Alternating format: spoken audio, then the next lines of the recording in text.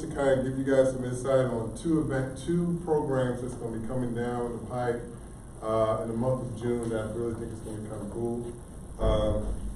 Both of them are kind of near and dear to me, so you'll get a chance to kind of get to know me today with this one.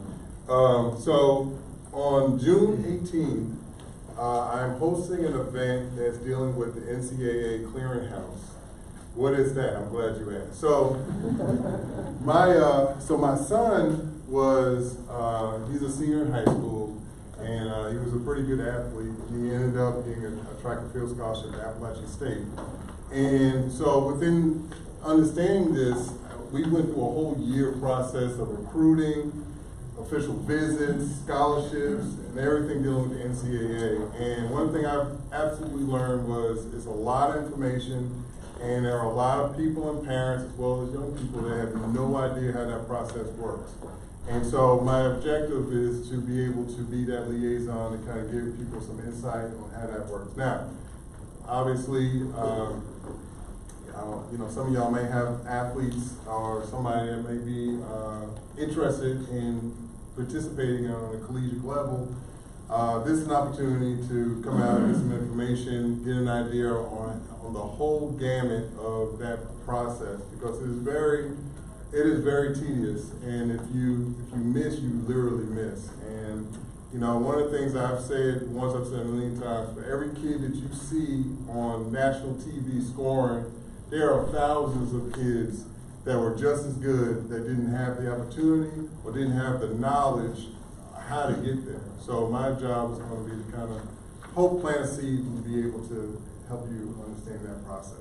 Okay, so that's June 18th. So it's open to the public. Where I'm hoping to get these young people from 8th grade to 10th grade because all that is quick, and if you don't know, you can literally miss out. Okay. Also, one other cool thing I think is cool. So I travel a lot, right? And so one of the things I've done, I went to Baltimore, and they had this thing called a Vegan Funk Fest. Now, what is that, right? Okay, so Vegan Funk, these folks had this event. They had vegan food, right? And they had funk music. So I know you can't imagine afros and vegetables kind of combining, but Lord Jesus, it worked, right? So I'm gonna do a veggie funk fest. I can't do completely vegan because some folks are really vegan. They were like, if you have fish, you're gonna fall out and die. So no, we're not gonna do that. So I'm gonna have a veggie funk fest, and then it's gonna be at the Martin Luther King Gardens. And that's going to be June 28th. It's a Friday. It's going to be 5 to 8. It's going to be family friendly. We'll have various different activities, and we'll have food trucks available for sale and to sell their food. And I think it's going to be a good look. And I will be in 70s attire, so if you want to kind of see what bell bottoms and afro look like on me, what? It's well worth it, right? So come on out, be making fun of me. Open. There's going to be some real cool food and real good music. Okay, cool? Hearts and minds clear? All right.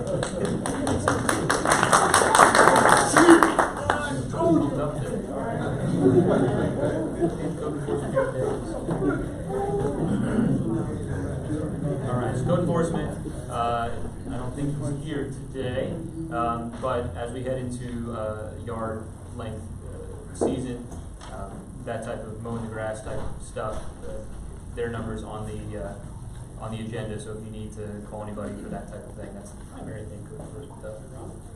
Can't grow it any longer than 8 inches. Anyway, cool. We have a presentation tonight about an idea for Biltmore Hills.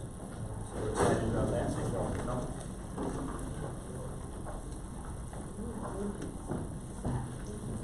Good evening, everybody. My name is Jordan Menes, and I'm here on behalf of Amplify District C. And today, as the chair mentioned, I'm going to be pitching sort of a rough draft of an idea that me and 2 other citizens had a discussion about at a District C community meeting. So my goal for today is to kind of give the idea to you, see what you guys think about it, get some feedback from you all about it, and hopefully get your support for it. So we're looking at the area of Biltmore Hills. By show of hands, does everybody know where Biltmore Hills Community Center is? All right, so Sanderford Road, Crosslink Road, it's southeast Raleigh, I believe it's in the South CAC. So I'm going to give you a pitch on that, but before I do that, I want to talk about the group that I'm a part of. So right now we're 3 strong, and as mentioned before, we went to a District C community meeting, and Councilman Branch challenged us. What he said was, you need to start taking ownership of your community. You need to start taking ownership of the development that's going on. A lot of times what happens is, you wake up one day and you see the field across from you is being developed and it's an apartment complex, and that's fine and dandy, but maybe you've been living in the district for a while and you're really hoping to see a grocery store or a job training center or a senior citizen engagement center. So his charge to us was, how about you guys get involved? How about you try to get the ball rolling? So at a few of his meetings, we just sat down with citizens. We looked at 7 or 8 different vacant pieces of land and just had groups come up with ideas. And so what we did as a team of 3 was narrow down these ideas to the one I'm going to present to you today. But moving forward, our goal as a group is to identify opportunities that can support economic development in the district by regularly proposing assets and infrastructure. So, the opportunity, there is about 7 acres right next to the Biltmore Hills Community Center. It's owned by the city of Raleigh, and it should be on the pieces of paper that you all have. But it's this area here marked new idea. It's about 7 acres, and like I said, right next to it, we've got the rec center. It's got indoor basketball court. They're revamping and redoing the tennis courts now. It's got a baseball or a softball field and community meeting space. Right down the street, sort of in this same area, you have the J.D. Lewis Multi-Purpose Center. So again, it's more meeting space, and then it's a lot of basketball courts in there. And so we started looking at, well, what's the opportunity here? Well, we've already got sort of this area that has the infrastructure for a sports complex. It's just that all of that infrastructure is for outdoor sports, minus the basketball courts. We also noticed that this particular area surrounded by a lot of neighborhoods, and as you all know, there's, I forget the stats, but they say 5 to 7 families or so moving to Raleigh every year, and a lot of that is coming, a lot of that growth is being seen in District C. And so we tried to figure out, what can we do in this area to sort of give these families that are moving in, and of course the citizens that are already here, a place to engage and to have fun. And what can we do to take advantage of the positive growth that's happening in the district? And that's where, and this is just a zoomed in picture, that's where the idea comes in. So one of the things that was uniquely said to me about District C is, when people come and visit, they don't come to District C when they visit the city of Raleigh. The reason is because there's not much, I guess, attractiveness here. There's not a lot of economic growth, or it wasn't. I know it is now. But it's not something that people are attracted to. So we believe, what if we created this idea of a facility that, A, has indoor and multi-purpose fields. It's unique to the area. It will bring attractiveness from outside organizations, who may want to have sports tournaments, but the weather is not permitting. So this could be an area where you have indoor fields that are the size of indoor soccer fields, maybe 200 by 85 feet. You can do a plethora of sports. You can have field hockey, you can have lacrosse, flag football, soccer, and there are a lot of elementary schools, middle schools, and high schools in the area that can make use of this facility during all seasons of the year. So no matter rain, sleet, or snow, our kids have somewhere that they can go to have fun and engage in an active and healthy lifestyle. So not only would this new facility that I'm proposing have indoor multi-purpose fields, but also an indoor track. So I don't know if you have ever seen it, but the YMCA on Hillsborough Street has a track, and it's probably 2 or 3 lanes, and it's above the basketball courts in the gymnasium. And so what we wanted to do was give parents, grandparents, a place that they could enjoy their exercise while their children are on the 2 fields below playing. And so this was kind of something that we believe we could put in the facility easily, and it wouldn't take up too much space. And last but not least, more community meeting space so that we can have events like this where citizens can come together, engage, share ideas, and they don't have to fight over meeting space, or they don't have to find a church or something to meet in. This could be another opportunity for them to do that. So the idea is to have all of this under one roof. And we're not developers, we're just everyday citizens. So we found some software on Google and tried to sketch out what the first floor of this facility might look like. So when you first walk in, to the right, you've got some bathrooms to the left, front office. And then here you've got, directly in front of you, one of the rooms for the 200 by 85 foot multi-purpose field. And then the room across from it has the same size field. And in the back, we may have some type of multi-purpose space with a kitchen, just in case maybe a family reunion or whatever. They may want to rent out this space and have activities on the field and also have and provide food, so they can do that here as well. So this is a rough sketch. Right now, we're just thinking 2 multi-purpose fields, and I don't have a second floor view, but an indoor track to go above it. And at one of the CACs, someone did make a good suggestion. We also don't have indoor tennis courts. So that could possibly mean taking one of these fields out and filling in the other side with tennis courts. But the whole idea of this pitch is to allow us to have an active and engaging lifestyle during all seasons. So there are some similar implementations around the city of Raleigh and in Wake County in general. There's MVP Sports Factory in Wake Forest. I believe they have 1 or 2 indoor fields. They've also got hockey and some mom and pop stores. And then you've also got XL Soccer World and Soccer Genome. So both of those probably have 1 or 2 indoor multi-purpose fields. And so those are in District D and District A, respectively.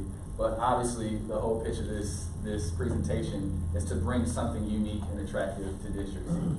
And that's what we're trying to do. Just to give you an idea, ignore this, that's not where we are. But the proposal is down here.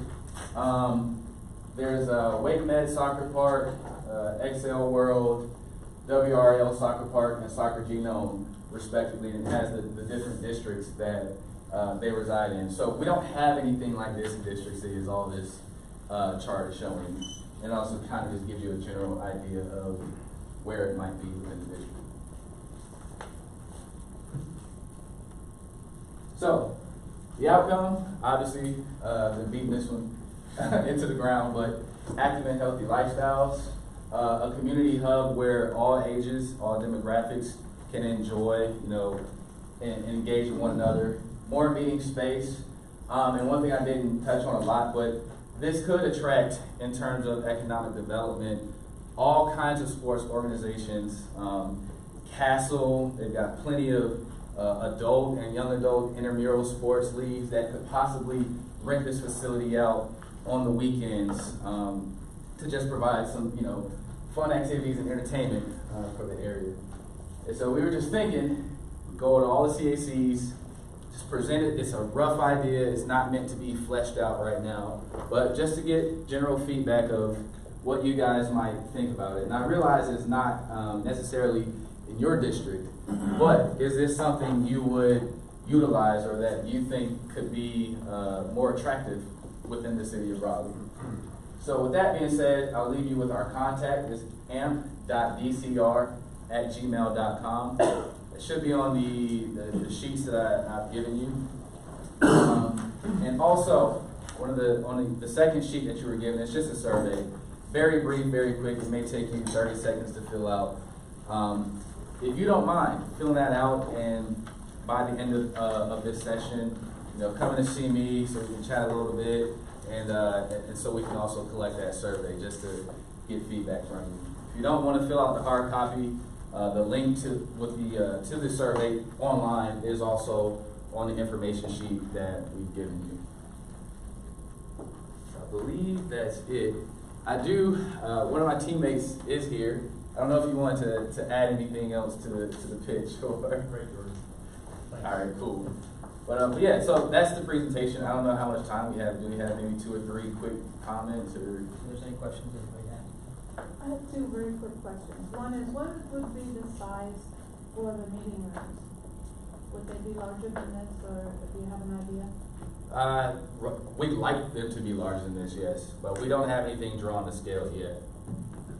Okay, and the second question is, will this turn into like I think it's called the factory in Wakeport, where they just have huge areas where people, sports teams or whatever, come and play, and they pay the rental fees and stuff? Is it going to turn into that, or is it going to actually stay a community center? So that's what we're hoping is to partner with the city of Raleigh, especially since they own the land, but to make this a publicly accessible and free of use facility, at least for the citizens. Now, if a sports organization like Castle or, I don't know, maybe even North Carolina High School Athletic Association, if they want to rent it out on a weekend to have a specific or special event, or even a family, if they want to have a birthday party where all their kids, learn soccer, they could do that. But for the most part, this would be a partnership with the city. That's what we hope for it to be, where, we would allow this to be accessible and free to the citizens that live around the area. So it would be free for the citizens in the area, but for a business or company would rent? Yeah, if they wanted to reserve the space just for themselves, yes. That's kind of what we're looking at. Thank you. No questions? All right, awesome. Well, thank you all for your time. And again, if you don't mind filling out the survey, and I'll be around after to collect it. One of the top things, Parks Department, all right. Next, we have a rezoning case, Z2818, for 400 West Street, 518, 600 West Bear Street. Who's presenting this first? Give an overview. I'm Matthew Clem. I work with the City Planning Department. Pull up my presentation.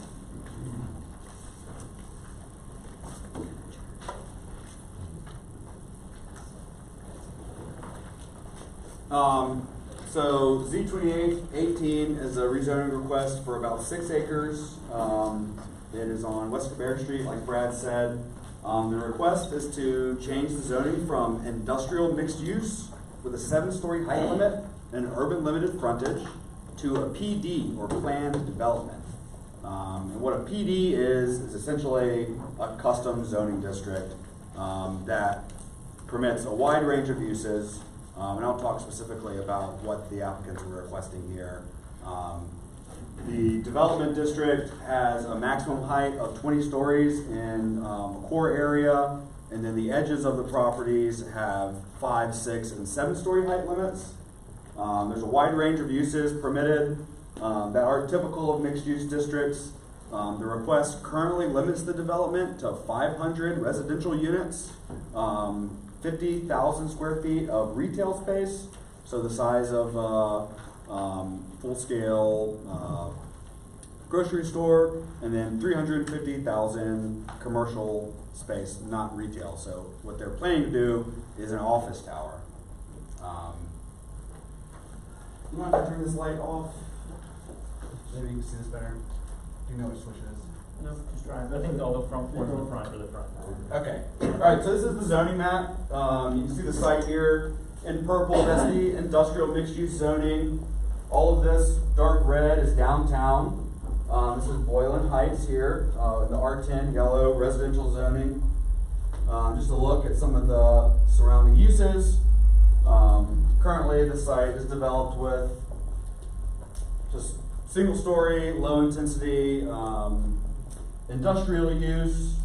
Again, you've got Boylan Heights neighborhood here. You can see Raleigh Union Station in downtown. This is the view from Bear Street. At the bottom of the hill, this is where the gas farm is at the bottom here.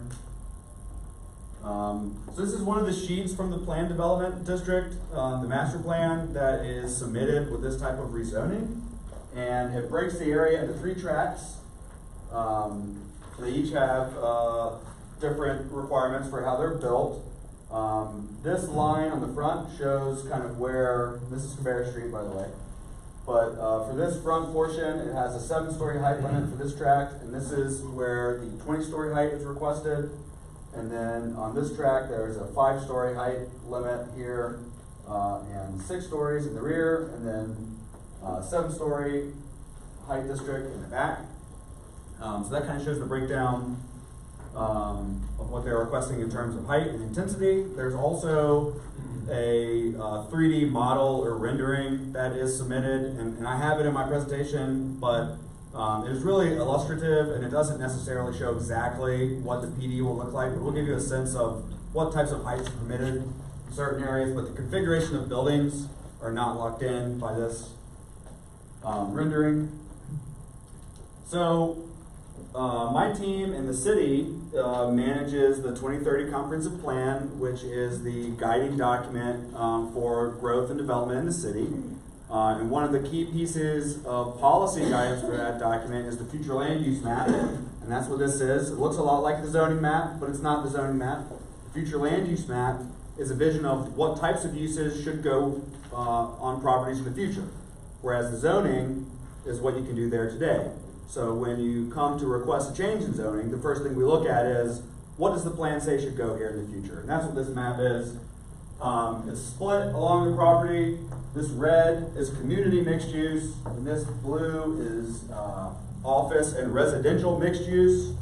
Both of them kind of envision intense residential uses, depending on context, but the differences are really the amount of commercial and non-residential uses that are varied between the two. I pointed out here because this line coincides generally with how they have this split up here. So this area that is kind of on the left side where that office and residential mixed use district is limited to 5 and 6 stories of building height. So I think what is envisioned here by the applicants is just a residential component with some potential ground level retail and commercial uses. And then this right side, which is envisioned to be more intense, is where they're asking for the increased height. Sorry, here. So 20 stories back here. So that's something we'll be looking at. What we do is provide an analysis on what the comprehensive plan is calling for in a specific location based on what the rezoning request is asking. And then the planning commission and city council use that information, and they use the votes from these meetings and other community engagement opportunities to decide whether or not to approve the rezoning. This is another policy map that we look at. I'll finish up and I'll get your question, but you'll be first. This is the urban form map. What this map identifies is the boundaries of the city's downtown. And this is on the edge of that downtown area. This is the railroad tracks here. So what that area is pointing towards is a development that has a more urban and walkable context, which is what they're proposing here. You can also see this border, hatch border, that area. I believe that is a half mile from the planned transit station, which is operational now. It's actually here, a little south of where that's showing, but that's Raleigh Union Station. The plan has policies for increasing residential and other land use intensities in areas that have good access to transit. So we'll be looking at those policies as well. This is a cutout of a small area plan that was done a number of years ago. It's called the Downtown West Gateway Plan. So where the city has a plan and a vision for the city as a whole, there are also small geographic specific plans, and they're the product of a public planning process, and we do them often. There are a couple going on right now, Midtown plan is going on. There's a Capitol Boulevard North plan. So we're looking at that. Avon Ferry corridor study just finished up. And so periodically our staff, partnering with the community, looks at certain pieces of geography in the city and figures out how to improve or make them better. And so this is the product of one that happened, I believe, back in 2009. And what it does is it provides more detailed guidance for specific properties for how they should be developed and what types of land use and density should go there in the future.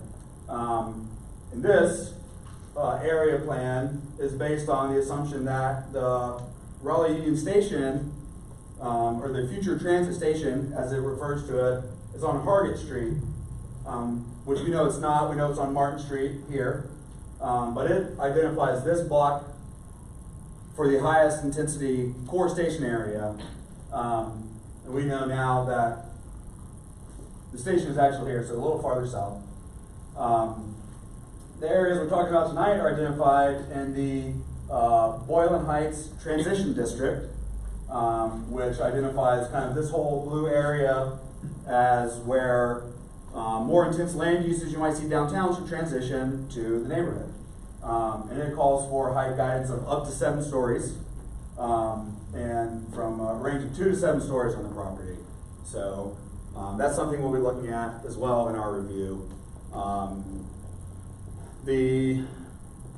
So that's the policy side of things.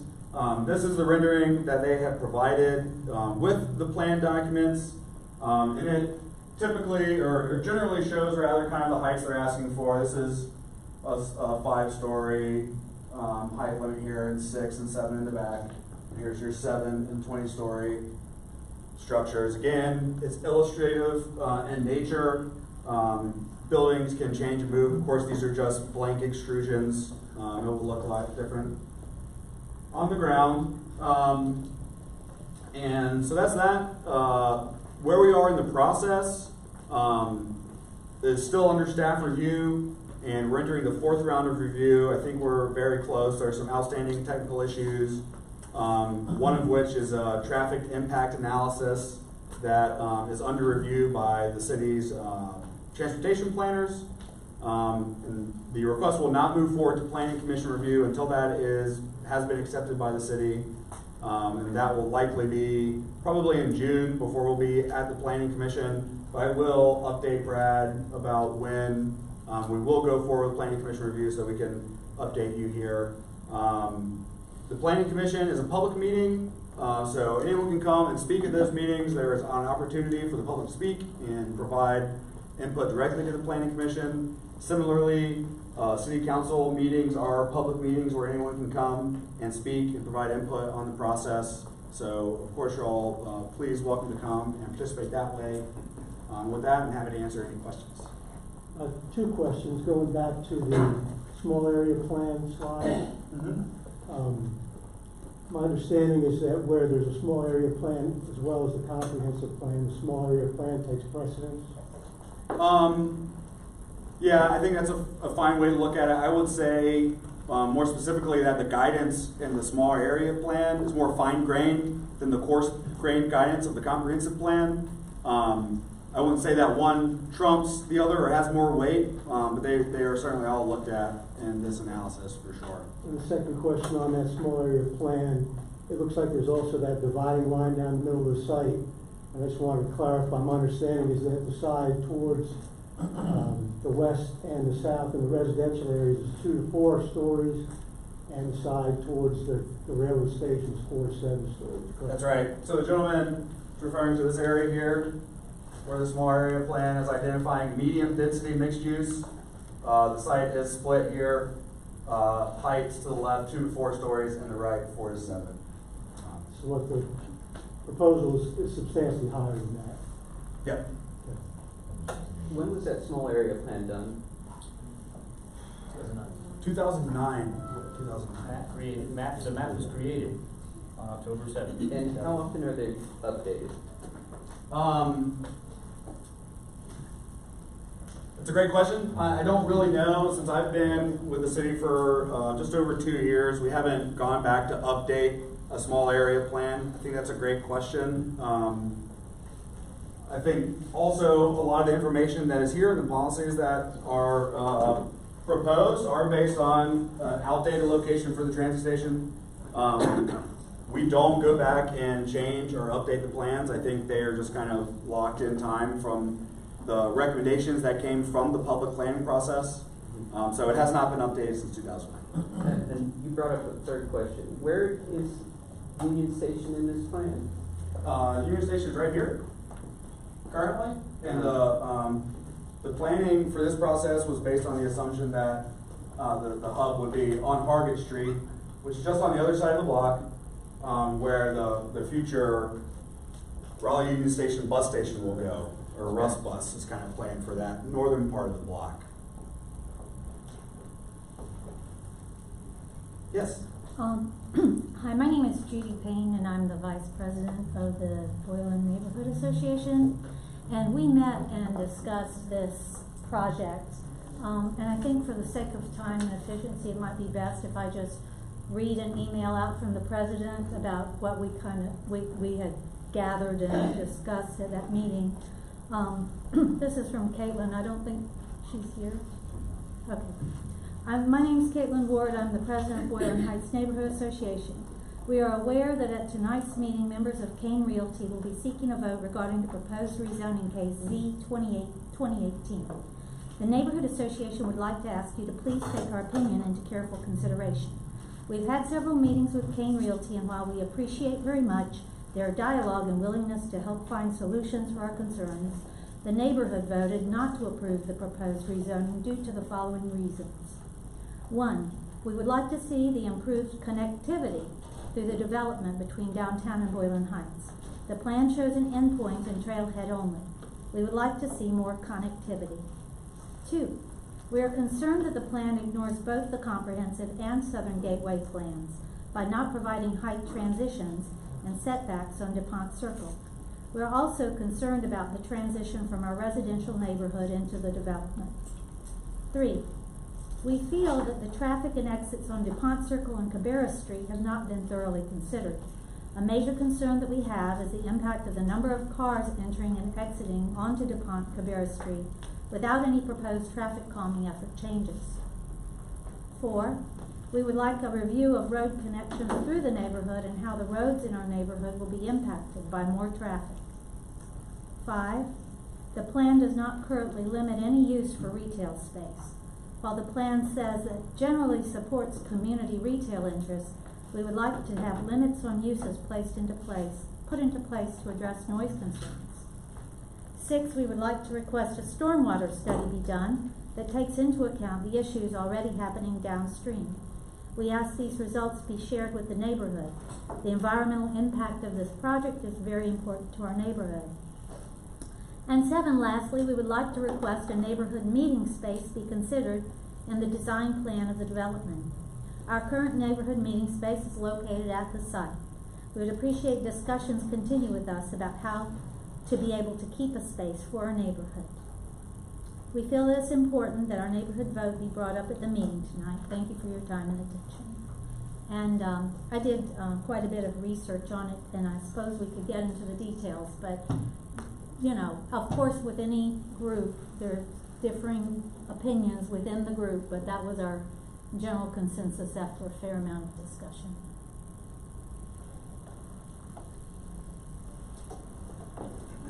Yes. When the site for the purchase of the Union Station and the transit site was made by what is now Go Triangle, that unified development proposal included providing some level of affordable housing. And that would mean some mixed income housing because of its proximity to the major investment in transit that is being made in that area. So I would like to know how the plan fits with that goal. And I hope that the city will notice that these properties have been profoundly impacted in value by the public investments that have been made there, and that we will see some accommodation of the kinds of people that we need to have in our community, of all income levels. Yep, so the question was, when the plan was formulated, the statement plan was formulated, there were considerations, and a big part of the conversation from what the lady said was affordable housing should be located near transit. There's nothing specifically in their request requiring any set aside or subsidized portion of housing in the project.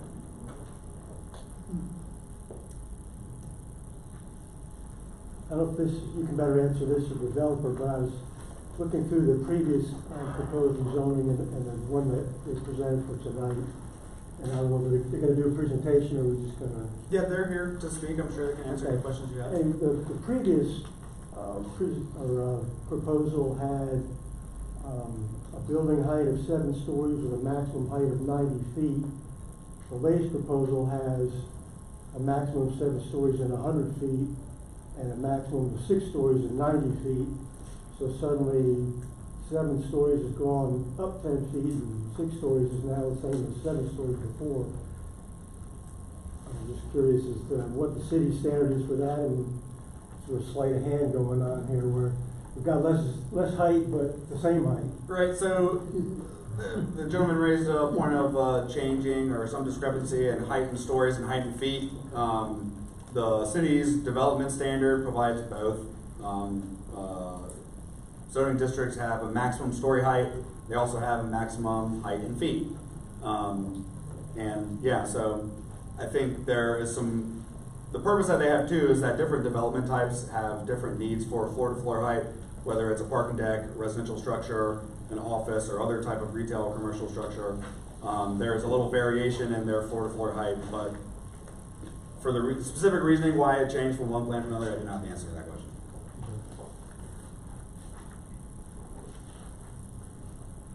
Great, thanks. I'll be here till the end of the meeting. I have business cards. Please let me know if you have any other questions. Yeah. Excuse me, will we get then another report in June after you have had a chance to review all these things?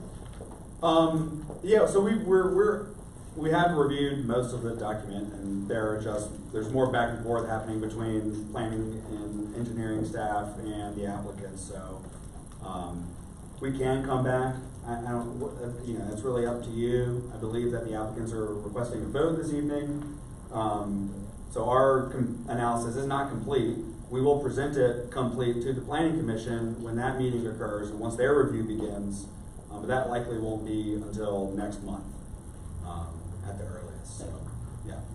One of the questions I forgot about is what kind of parking is required for a development like this? I mean, it's kind of hard because there's not a lot of space available for parking, so what's actually required and what may spill over into surrounding areas?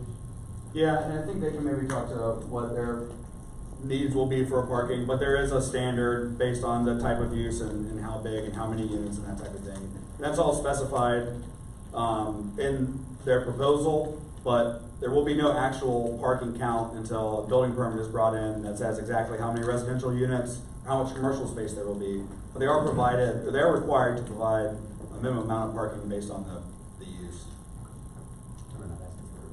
Yeah, they're not asking for a reduction in that basic requirement. Thanks. Sorry. Just put it on.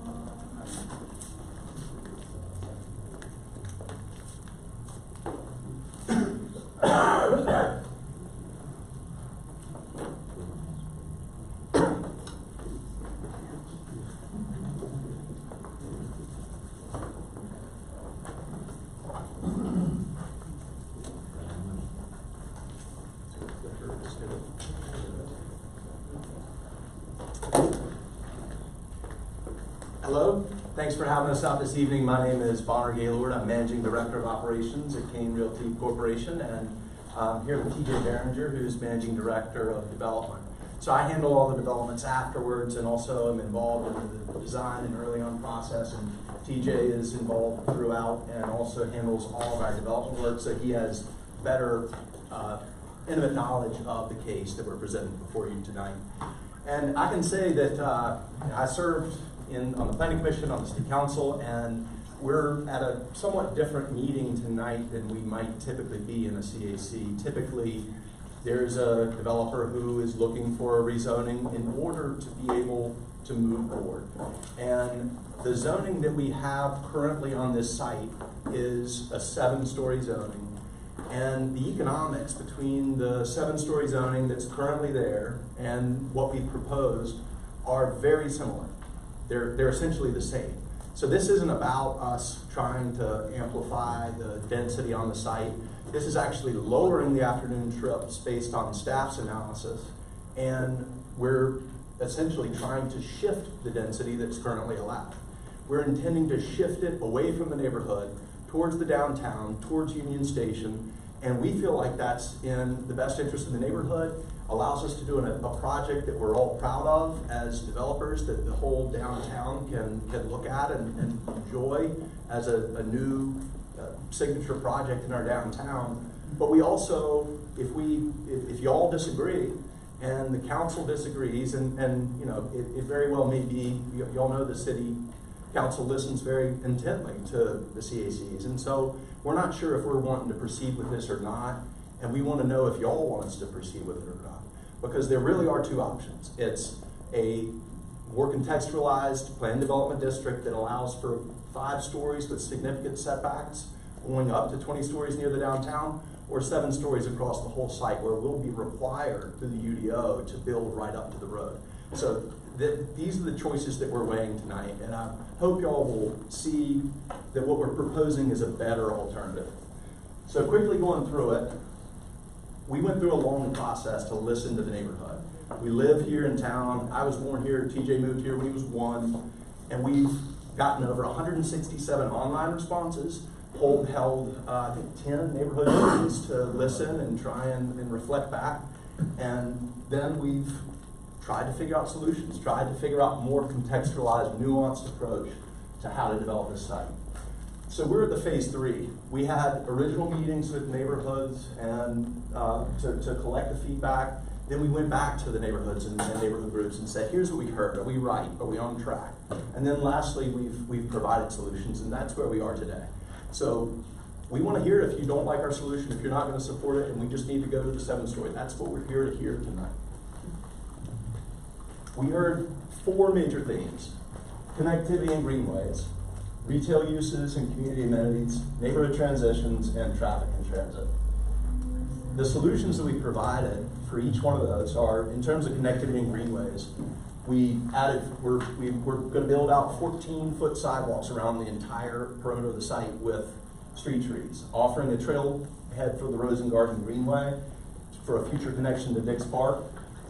And then we have built the site and planned the site in a way that gives connectivity through the site in order to create more pedestrian activity, more bike activity, and it will allow for cars to go through very slowly. With traffic and transit, the city has moved Union Station south, added the Rust bus station. The amount of transit that y'all have in your neighborhood is just phenomenal, and this supports the city's investment in those capital projects.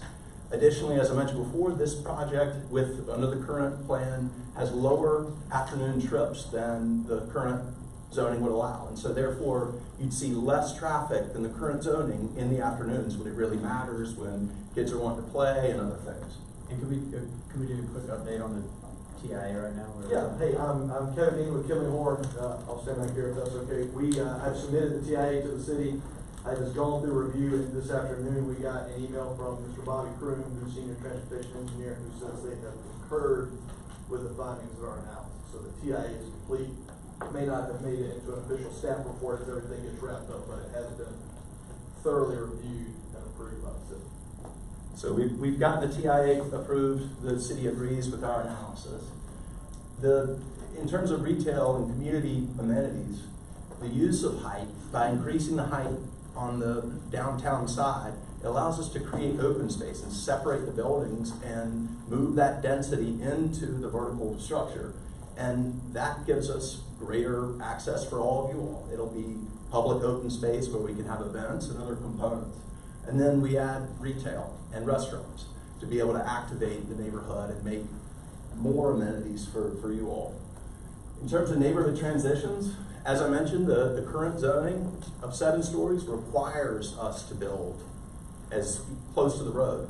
It's not a minimum setback, it's a maximum setback. So we can't push the building back under the current code. That's why we come forward with this PD to allow for that building to be pushed back.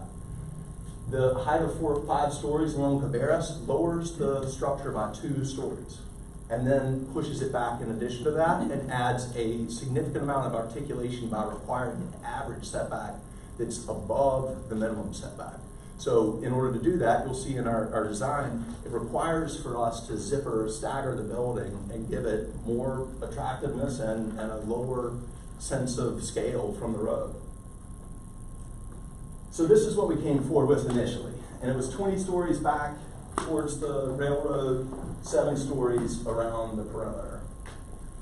After listening to you all, we've lowered by 2 stories the zoning along Cabarrus across from single-family homes, 6 stories across from the commercial over here on DuPont, and kept it at 7 stories because that's where we plan to put our parking facility up against the railroad so it's not anywhere visible from the neighborhood. And parking structures, have lower floor to floor. We need those stories in order to be able to get that in there. Then that leaves the 20-story in the corner and 7-story up along Cabarrus, which is all across from commercial, not across from single-family residential. So all those rules and parameters lead to this design. The design gives us much more articulation on Cabarrus Street, much greater of a setback across from the single-family residential, a lower height along here, and gives us the density to be able to create public spaces in between the buildings, create permeability and the opportunity for bike ped opportunities, the kind of events that we love to put on. If you've seen any of our events at North Hills, I can show you those in a second. So this is our site plan that is essentially the outcome of all the rules that we're putting in place on this design. Here it shows some of the site connectivity. These areas through here are all going to be publicly accessible, pedestrian accessible, and we're intended to put retail and restaurants on those first floors. We heard a lot about sort of the safety of the site and how it would transition. This is just an example of a recent project of ours right in your neighborhood where this was the streetscape before and this is the streetscape afterwards. And we feel like it's pretty clear which you'd prefer. And we'd love to bring that to your neighborhood. We'd love to improve your neighborhood through this rezoning. And to be fair, we will have to do the same sidewalk setbacks at 7 stories, but it would just be a lot different of a feel having it right up there on the sidewalk. We love having public space that we can activate and add events. We do fitness events at North Hills and at the Dillon. We have a whole schedule of fitness events, music events, community events. We support nonprofits, walks, runs. We have all of our events that music events contribute to nonprofits through a percentage of the alcohol sales. So we do try and make a positive impact, not just on the built environment, but in the activation of that. We were asked to look at the elevation study just to kind of get a sense. And as you can see, Kinsey Street is significantly higher than DuPont. And the 6-story residential is the highest residential we intend to do. Some of it will be 5 stories. And so we showed that just so that y'all can get a sense of how those heights compare. We also were asked about light and how the shadows would cast across the neighborhood. And considering that the predominant sun is out of the south, it really doesn't have a significant impact on your neighborhood. The sun comes up right over the city and shines right in my window right now. You're going to completely block it. It might block your window. It could. It will block our whole backyard. I mean, it comes, I watch it come. I understand. It certainly will have negative impacts. And then we have light all night long instead of during the day. Well, and 7 stories would probably block more. And that's what we're here to ask tonight, which you prefer. 6 or 7? What's the difference? There's no difference between 6 or 7. I'm sorry. Okay, that's what we're here to hear about. Give So, us 4. in terms of the project, it will encourage the use of transit, improve the connectivity, provide a thoughtful design, and allow us to invest more in that design to create and accommodate growth in the right way. And it'll make the neighborhood safer by having eyes in the street. If you have residential homes that are all lining the street, that creates a much greater ability to have a safe environment. So that's where we are today. And Jake? Bonner, what are your thoughts as far as the parking along DuPont Circle? Because there's small businesses along there use, well, pretty much most of one lane, which people are passing for their business along the side where your building is going to be. I mean, and if there's a significant increase in traffic, the only way the traffic's going to be able to go up is either Boylan Avenue or that direction. And there's always cars on that side of the street, both directions. Yeah, and I know we've been working with staff on that. Yeah, and that'll be handled more in the site plan process, but I will say that we've already talked to staff about widening some of the right of way there. So we will be doing our part to widen that. It won't need to widen towards the business owners or anything. And then our parking requirements are gonna be handled inside, in our site. We don't get to count on street parking, that's separate than that. So we won't be doing that. So it will be a little bit wider road, and it will be all of our parking handled on our side. Okay. So we're here to answer questions, respond to any concerns, and we're really here to determine what your preference is, which direction you'd like for us to go. Yes? I just want to get clarity on what you said and make sure I'm understanding. If this does not pass with the design that you have, then you will build 7 stories the whole way around right on the sidewalk. Is that correct? We will be required to build it up to the sidewalk, and yes, I know that there's been some misinformation about whether we are going to move forward with this project if we don't get the rezoning, and we have, full disclosure, we have a contingency in the contract that allows us to back out if we don't get the rezoning, but we figured out the 7-story design. And explaining some to that, our residential project would be made out of wood frame construction, and that's what you generally see in mid-rise buildings around downtown. Efficient wood mid-rise construction is 5 or 6 stories, and so that's why we're proposing that. With our current zoning of IX7, so industrial mixed use 7, the first floor, and we can verify this, or you can verify this, but with IX7 you cannot put a residential use on the ground floor. So that will push our 5 to 6 stories up, and we'll have a commercial use on that ground floor all the way around the site. So that's why we're saying we really will develop this. The efficient way to develop it will become 6 to 7 versus 5 to 6. So what we're asking for in the zoning is to effectively take out that commercial around the DuPont and the bottom half of Cabarrus area and add that to the commercial area for us, which is up by West Street. And we haven't heard any comments by neighbors, maybe concerns about the sun study, but we really have looked at that.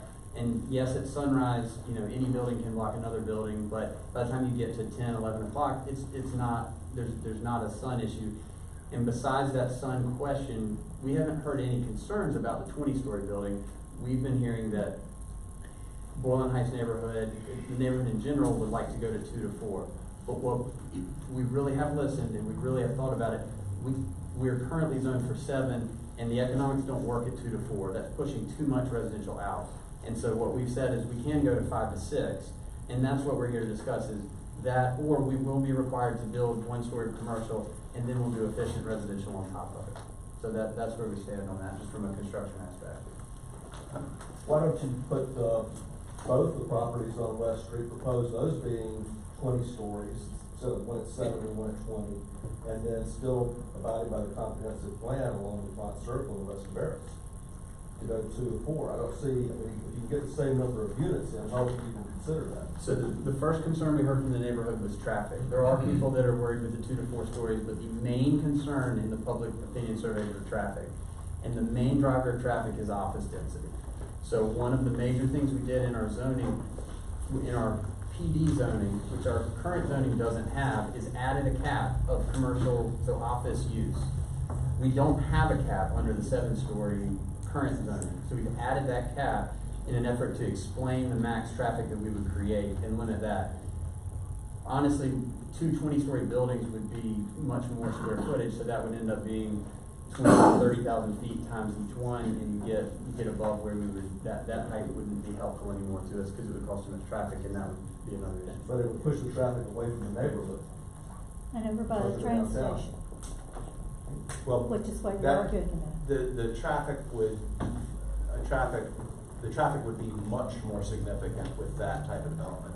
And with 7 stories, we can do 30,000 foot floor plates, 7 stories, give us more office square footage and thus more traffic than what we're proposing under the PD that we have before us tonight. So we have significantly lowered the traffic from what the city's analysis and far more significantly from our analysis of what that would actually result in. And we're frankly here to hear which direction you want us to head, because we're conflicted internally right now where some folks are arguing hard to just go do the 7-story and we can save a lot of time and just move, or do we want to continue to move through this process and take this to the planning commission, take it to the city council, and see if but I know that they're going to be listening to you all, and so that's what we want to hear tonight. Well, from our standpoint, at least in Boylan Heights, I don't see really any significant difference between 5 to 6 and 7 stories, especially as Morgan talked about the footage of the heights and how those can vary according to how it's being used. I just don't see that we're actually getting anything but giving you a whole lot. It's 2 stories is fairly significant. The setbacks across from the single family are significant. The caps that we put in on commercial are very significant, and the caps that we put in on the number of residential units is very significant. All of those are huge traffic generators, which under the current zoning could potentially go north by a good amount, and those are pretty big impacts. And I would hate for y'all to end up with a conclusion that you had to figure it out then. That you'd wish that we'd be back at this moment, you could have another go at it. So you're saying that if you lived on Kinsey Street or South Boylan or West Cabarrus or on South Saunders, right there in that 1-lane strip, would you rather have a 7-story or 5 to 6-story building right in your front yard or backyard than what how's the difference to you? Would you rather see it from one versus the other? Me personally, I would absolutely prefer the direction we're going. It's something that we talk about, figuring out the right contextual approach to everything, and make sure that we'd be proud to live there or live in the neighborhood. But you're asking me personally. Yes. Well, I think it would be more conducive to it if there was some affordable housing as part of that. I had a question regarding the gas exhaust on the corner of Cabarrus and DuPont Circle. Is there anything that's going to be done with that? We will not be moving it. We've had a lot of discussions with PSNC, and it's a lot of constraints with moving that one, and kind of a Herculean task to move it. It's a main distribution line for if not all the city, most of the city. We have looked at doing a couple things, kind of, blocking it a little bit or insulating it somewhat, but we're not really far into that. But I think the hissing and the popping, we would like to figure out how to encapsulate that to some degree without creating a closed-in gas area. It's more of an ear sore than it is an eyesore, so Yeah. anything to kind of muffle that. We're working on it, trying to figure it out, and we did look at moving it, and it was multiple millions of dollars that was just kind of out of the realm. Yes. Just based on your conceptual site, it looks like your main parking entrance is right off DuPont, right? Is that, so you expect that the traffic would be coming down on Boylan, down through DuPont? I mean, that's... Yeah, it's actually 3 But parking entrances. but the people go to the closest.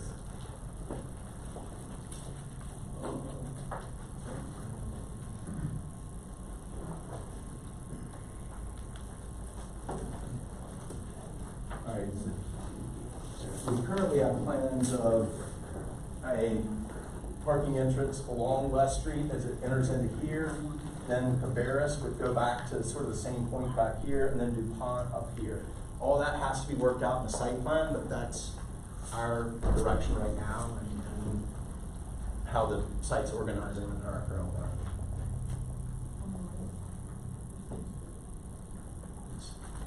So with the plan, if you did not get the rezoning and you built to the limits, it's going to be built to the edge of the sidewalk. So you're giving up that square footage. What else would go away in the 7-story plan, like the community space or ground floor retail, or what else is lost? Yeah, go ahead. Yeah, and if you'd like, so what you're talking about is if we go to just the current zoning. Right. So basically, there's a build to, for 50% of the building has to be from zero, I might get it off by 5 or so feet, but 50% of the building has to be 0 to 15 feet from the right of way. And so this portion of the building will pull much, I mean, these are set back, 50, 70 feet, something like that. So that'll pull much closer. There will be commercial use underneath it, so it will lift that up, and it'll be a story taller. Effectively, the same plan will be a story taller. And actually more than a story, just to get commercial, it has to be a higher floor. Right, so it's a higher floor to floor. But it'll be basically that. And then these two buildings, we planned this one to be a smaller building, so more like creative space or something like that. And it could be 7, but it could be like 3 or 4 with kind of a rooftop thing is what we're trying to do. Something to kind of make it cool and be a transitional step to the warehouses that are across the street that are, Sam Jones is going in one of them, and then some other kind of uses come in there, and so then it would kind of build up in a creative way to that. Likely, if we didn't have the zoning, these would get bigger, right? And it would reshape a little bit, but this one would push up to the right of way, and this one would square up, so you would have less open space. This one may be an offset core up against the parking or something like that, because we would be pushed to do a more suburban plate. These plates are shown are like 25,000 feet, 25,000 feet. And that's actually a requirement. If you go taller, you can't be above 25,000 feet. It's also a more urban looking building. In this case, it would be a more suburban looking building, which are buildings you see in Perimeter Park, and those type of areas are 30 to 40,000 feet a lot of times. So to get the square footage that Bonner was talking about, we could do 2 7-story buildings, so say 6 or 7-story buildings right there with 30,000 foot floor plates. So you have less open space, potentially less connectivity. It would all meet code. We would just go in, show that we meet code, and then move forward. But that would still get us that 350, 400,000 square feet of commercial, in addition to the commercial that goes underneath the residential. So basically, it would be a less porous site, to Bonner's point earlier. So connectivity was a big deal. It could likely create more traffic. It might be done in 2 phases, but overall, it would create more traffic, and then the building would be closer to the neighborhood. I personally prefer this plan. I think that the open space and more greenery along the sidewalks would be a much better transition into the neighborhood. But Judy read an email from Caitlin, our president, on behalf of the Neighborhood Association earlier. I don't think you guys were in for that. But there were a few points that I think we were just in the back. Okay. So I think there are a few points that you could easily respond to that we haven't heard on yet, which is limit of retail uses so that there's not like public nuisance retail. And then the stormwater study and a space for our neighborhood meetings. Sure. The stormwater is very straightforward. Stormwater is calculated at infrastructure CDs and site plan time. And so our civil engineer will do a calculation on that at that point, because it has to do with what our detailed coverage is, how much green space, how many planters we have, that type of thing. But the stormwater analysis, we are upsizing a main pipe, and we're actually going to run it through here, so it worked out well with kind of adding more open space. But we will absolutely be running a stormwater analysis. It's just not done in zoning. This is actually a lot more detailed than a normal zoning comes through, since it's a PD. But again, correct me if I'm wrong, but I think we're not allowed to discharge more than there was previously. And so it will stay the same or get better upon our development. That's just the stormwater rules that are in place right now. So that is something we will be going through. We'll do a detailed analysis of it, and we're happy to share that with everybody. So that's number one. Number two is neighborhood community space. I mean, you know, as somebody that's local and as a, you know, company, we've got a couple people here from our group. I mean, we are very active with our neighborhood groups. I've been with Kane now for 15 years. In my first year, I met with the Garden Club by North Hills, and I have consistently met with them for the last 15 years. And we have them up to North Hills, and we do stuff there. My mom was even the president for a couple of years, and that got interesting. But so we have very good relationships, and we try to build those and try to grow those over time with neighborhoods. You know, I will say it's an unfortunate starting point to say there have been some things that have changed with the transit, and there have been some expectations of height that don't match what the current zoning is. But that's something that in the long term, we really do try to be a good corporate citizen, and we really do try to be beyond that and be actual citizens, live around here, or just around the neighborhood, down at the Dillon already. So that's something that absolutely we're happy to grow relationships with neighborhoods and hopefully get past anything that's combative and something like that. She asked also about just the type of retail, the so-called new use. Yeah, the type of retail. Do we have any current conditions in there on the retail? The uses that are prohibited are adult establishments, detention centers, jails, and prisons. We started that.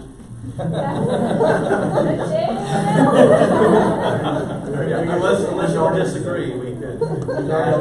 Prison competition in the area, so we decided not to go into that one. But if there are, you know, that's you know, a general list. I mean, typically developers will come in and talk about gas stations and talk about, and we'd be happy to add all that stuff. It's just not even contemplated, and it's not even something that would come on our radar. And that's something that we could continue a conversation on. I mean, it hasn't been a huge part of the conversation today, so we haven't added a condition on that one. So you talked about moving the parking garages located close to the train station. Is there anything and we talked about light, like blocking light coming in. The glow of a parking garage can sometimes be town's light pollution. Like right. There's new parking garages that have come up downtown recently that have like a dominant glow. Do you have any plans to like do that? One way to address that is, and this is a condition that I would assume we could add, is requiring full cutoff light fixtures, which essentially shield the light. They have shields on them that direct the light straight down, so you're not seeing the light obliquely. I'd say also for your neighborhood, our current plans are to wrap the vast majority of it in residential. We can't put residential up against the railroad tracks because no one wants to live, you know, with the railroads going by constantly. But you know, we will certainly work to shield that. You know, we can put those full cutoff fixtures in the case to give more certainty on that. And you know, we want an attractive project as well. What I'm hearing is that it's kind of like either less what we're proposing here, or we're going to go back to the zoning of 7 stories, which is allegedly a lot worse. But if I look at what's presented, right now we've got about a third of the site is a 20-story zoning. Another third of the site is 7 stories, but 7 stories is now 100 feet where it used to be 90 feet.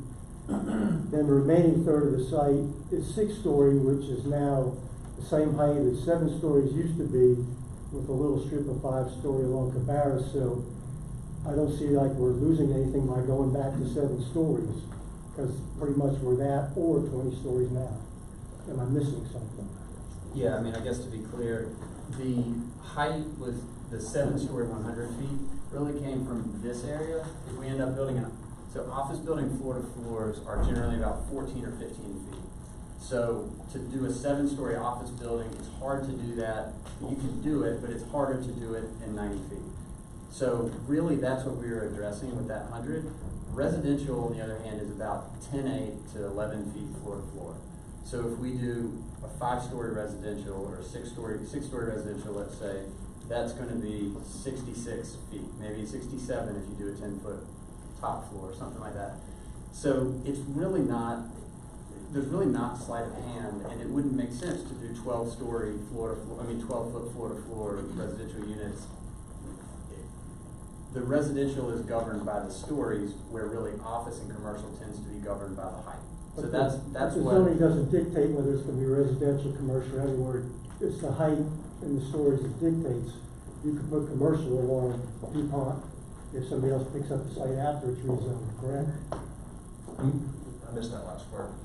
I guess this is, yes, I mean, zonings don't dictate everything. Zonings don't dictate design, and I mean, we have very ugly buildings that are built under the UDO, and we have other buildings that are very good looking, and it's not, we're not gonna define every single thing about the project with the zoning. A PD defines a lot more, and sometimes in having more details, it creates more confusion. In this case, it might be one where we should have just not done the PD and kept it simpler. But we thought that some of the PD does create ability to do bigger setbacks and changes and other things. So we felt that the value of that was enough to go through the details, but it does create a little bit of confusion and that type of thing.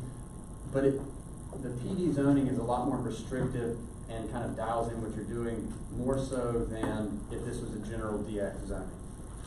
And so we've also, I mean, just to say, we've built our business off the last 20 or 30 years, or 15 for me, of doing repeat projects in Raleigh. I mean, when it comes to regionally or nationally, we're not a very big company, but we do a lot of projects in Raleigh, and so it feels like we're a bigger company than we are, and that's because we have repeat interactions with the same people all of the time. So we really are trying to say, here's what we're planning on doing and execute on that. And I think if you look around North Hills and you look around the other downtown projects we've done and around NC State, we have followed through on what we've told people we're doing. Can I just clarify, just to answer your question, I think the big difference based on everything I've heard, that IX requires you to have a first floor commercial. Yeah, so it doesn't permit residential. On the first floor. Right. So that's something that I think that they're trying to address. I don't know, you can judge whether or not that's happening. And they're also adjusting the setbacks on Cabarrus as well in a way that under the current zoning doesn't exist. Just in terms of the differences between the two, I think those are the big, I just want to clarify. I understand that, Yeah. it's the height issue is what I'm Yep, I trying to get understand. at. I understand. I just was clarifying that part. Yep, we just have time for probably a few more questions before we get to. Yes. Yeah. Hi. So this IX7 UL, that this is now put into place courtesy of the UDO. But before that, we had actually this area here was split into two, which was touched on briefly, which was OX and CX. And that would be split sort of down the middle with the more commercial use over towards West Street. The part that was more towards our neighborhood where we all live is considered to be, as it was under the future land use map, OX. And I'd just like to read this out because I think when we all agreed, it was agreed to as a neighborhood based on an understanding of what OX said. And so the fact that now it's IX7 and we have to put a commercial on the bottom floor and we have to do it according to that, I think is very inappropriate for Boylan Heights, which is one of the preeminent historic neighborhoods in Raleigh. And so what it says about OX is this category is applied primarily to frontage lots along major streets where low-density residential uses are no longer appropriate, as well as office parks and developments suitable for a more mixed-use development pattern. This category encourages a mix of residential and office use. Retail, not ancillary to employment and/or residential uses, is discouraged so that retail can be more appropriately clustered and concentrated in retail and mixed-use centers at major intersections and planned transit stations. OX is the closest corresponding zoning district.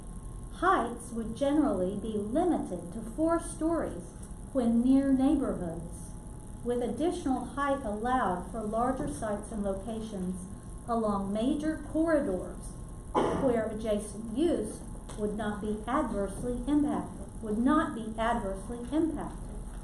Higher impact use, such as hotels and hospitals, are not even contemplated or recommended in this land use category, except as limited use in appropriate locations. So the future land use map says 4. And so now that we have this overlay of IX7, because this was Clancy and Faye's, we're being told as a neighborhood that we have to have 7 stories right up to our back door. And I really believe that that wasn't the intent of the future land use map, which is what we as citizens voted in when these changes started happening within our neighborhood. You know, I think that's obviously been a big topic of discussion and something that's worth addressing. I'd like to, two things. One, why is it not OX? Why is it IX? I wasn't there at the table when it got decided, but my assumption is that the contractor yard is considered a very intense use. They've been there since what, the 70s maybe? So it was an existing use. The Boylan Heights to downtown, the Union Station, it's a very interesting part of our city because you have a very established, great neighborhood next to a smattering of warehouses and heavy, medium industrial and train tracks and then downtown ultimately. So I think what happened when they did the remapping, they didn't remap things so that generally so that they would have a conflicting use with their zoning. So they couldn't map it as OX some blank. They couldn't do it OX because the current use was much more intense than OX. So for all the discussion of wanting it to be less intense, it actually already was since the 70s. So it was dealing with it not tall, but it's an intense use. It's not the best neighbor to have concrete trucks coming in and out and all that sort of stuff. And it could have been inconsistent, and right. It would have made a Yeah, so what if I could? So if you go to maps.raleighnc.gov/remapping, that pulls up a side-by-side view of mapping pre and post UDO adoption. And what this rezoning site is showing is industrial 2. So it's been zoned industrially. I don't have access to the old Part 10 code that was there before the UDO. But in the Part 10 code, there were no height limits at all. There was no height limit based for any zoning district, and that height limits were dictated, and this is just generally, I can't read the exact verbiage in what the old code said, but height limit was regulated based on where the building was in relation to the property line. And it started at 40 feet, and it would step back a foot of additional height for each additional foot of setback. So it was, I don't think unlimited. anyone in this room bought under those conditions. We bought according to the future land use plan and a level of comfort based around 4 stories being reasonable as something that might occur next to our home, even though I agree with you, it was a construction, concrete, transient phase forever.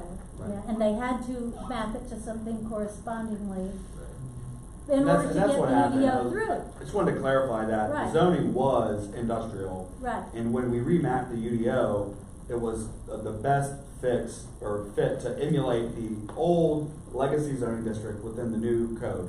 But your statements about the future land use map are correct, because the future land use map is the city's vision of what ought to go somewhere in the future. The zoning is what you can do there today. And if I could, I think also in the future land use map, there's been a lot of discussions because of the small area plan. If I could hit a couple of things, we have looked at that to make sure we understood all the details of it. The future land use, the small area plan was written in 2004. Then it was adopted into the comp plan in 2009.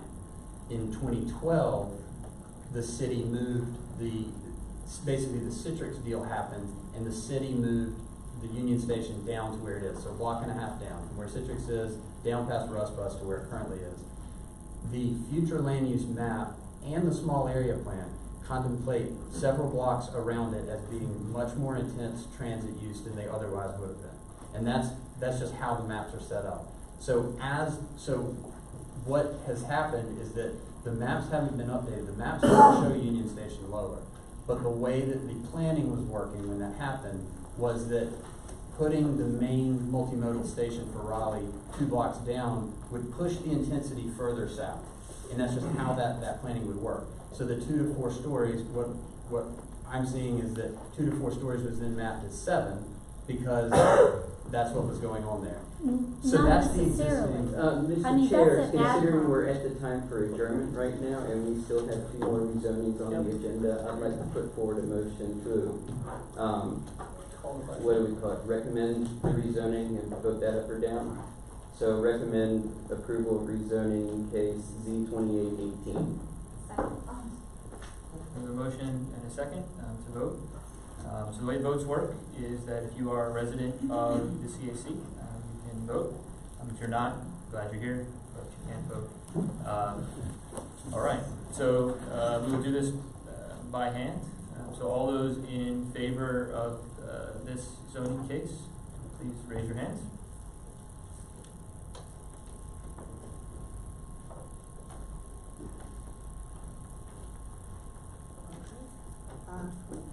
And all those opposed?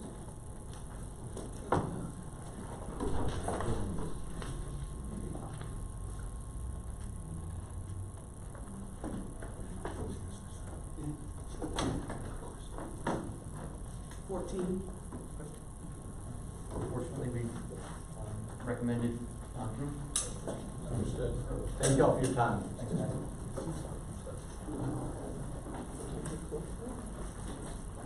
All right.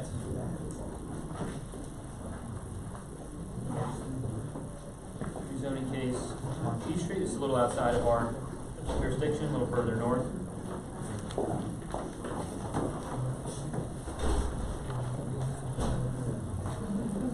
Brief update about what's going on there.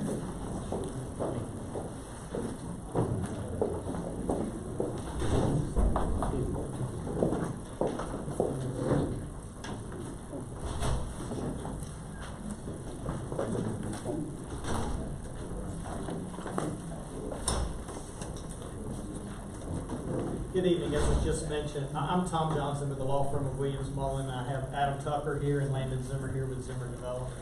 And as it was just mentioned, this is a rezoning that is not in the central CAC district, but it's in North Central.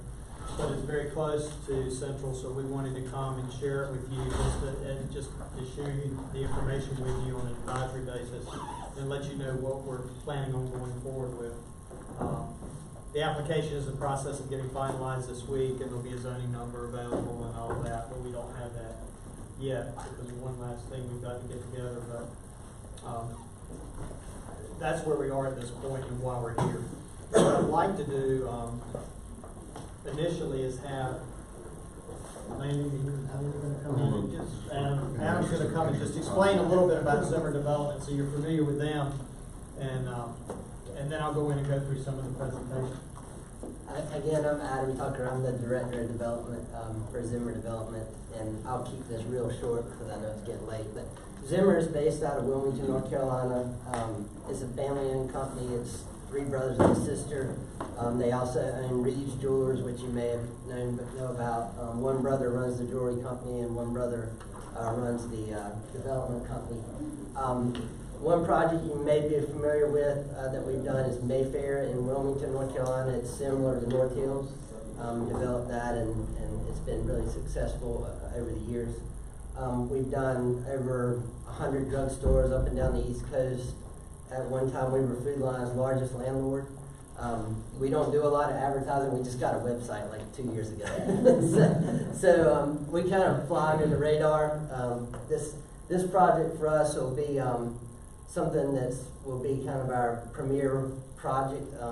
We've done a lot of stuff around Raleigh, but never had the opportunity to present it. So we worked on the actual Costco site for a while, but it had a lot of trash and debris, and we just got a little nervous and backed off of that and let somebody else do that. But I think Reeves has been in Raleigh for 40 years in some capacity or another, so we're not new to Raleigh. I went to state and went to a school in Durham that some people may or may not be familiar with or like. But in any event, we're going to run through Tom's going to tell us a little bit about what the zoning is now, where it's going, and some other projects located around us. And then Landon will step in and kind of talk about our vision for this particular site.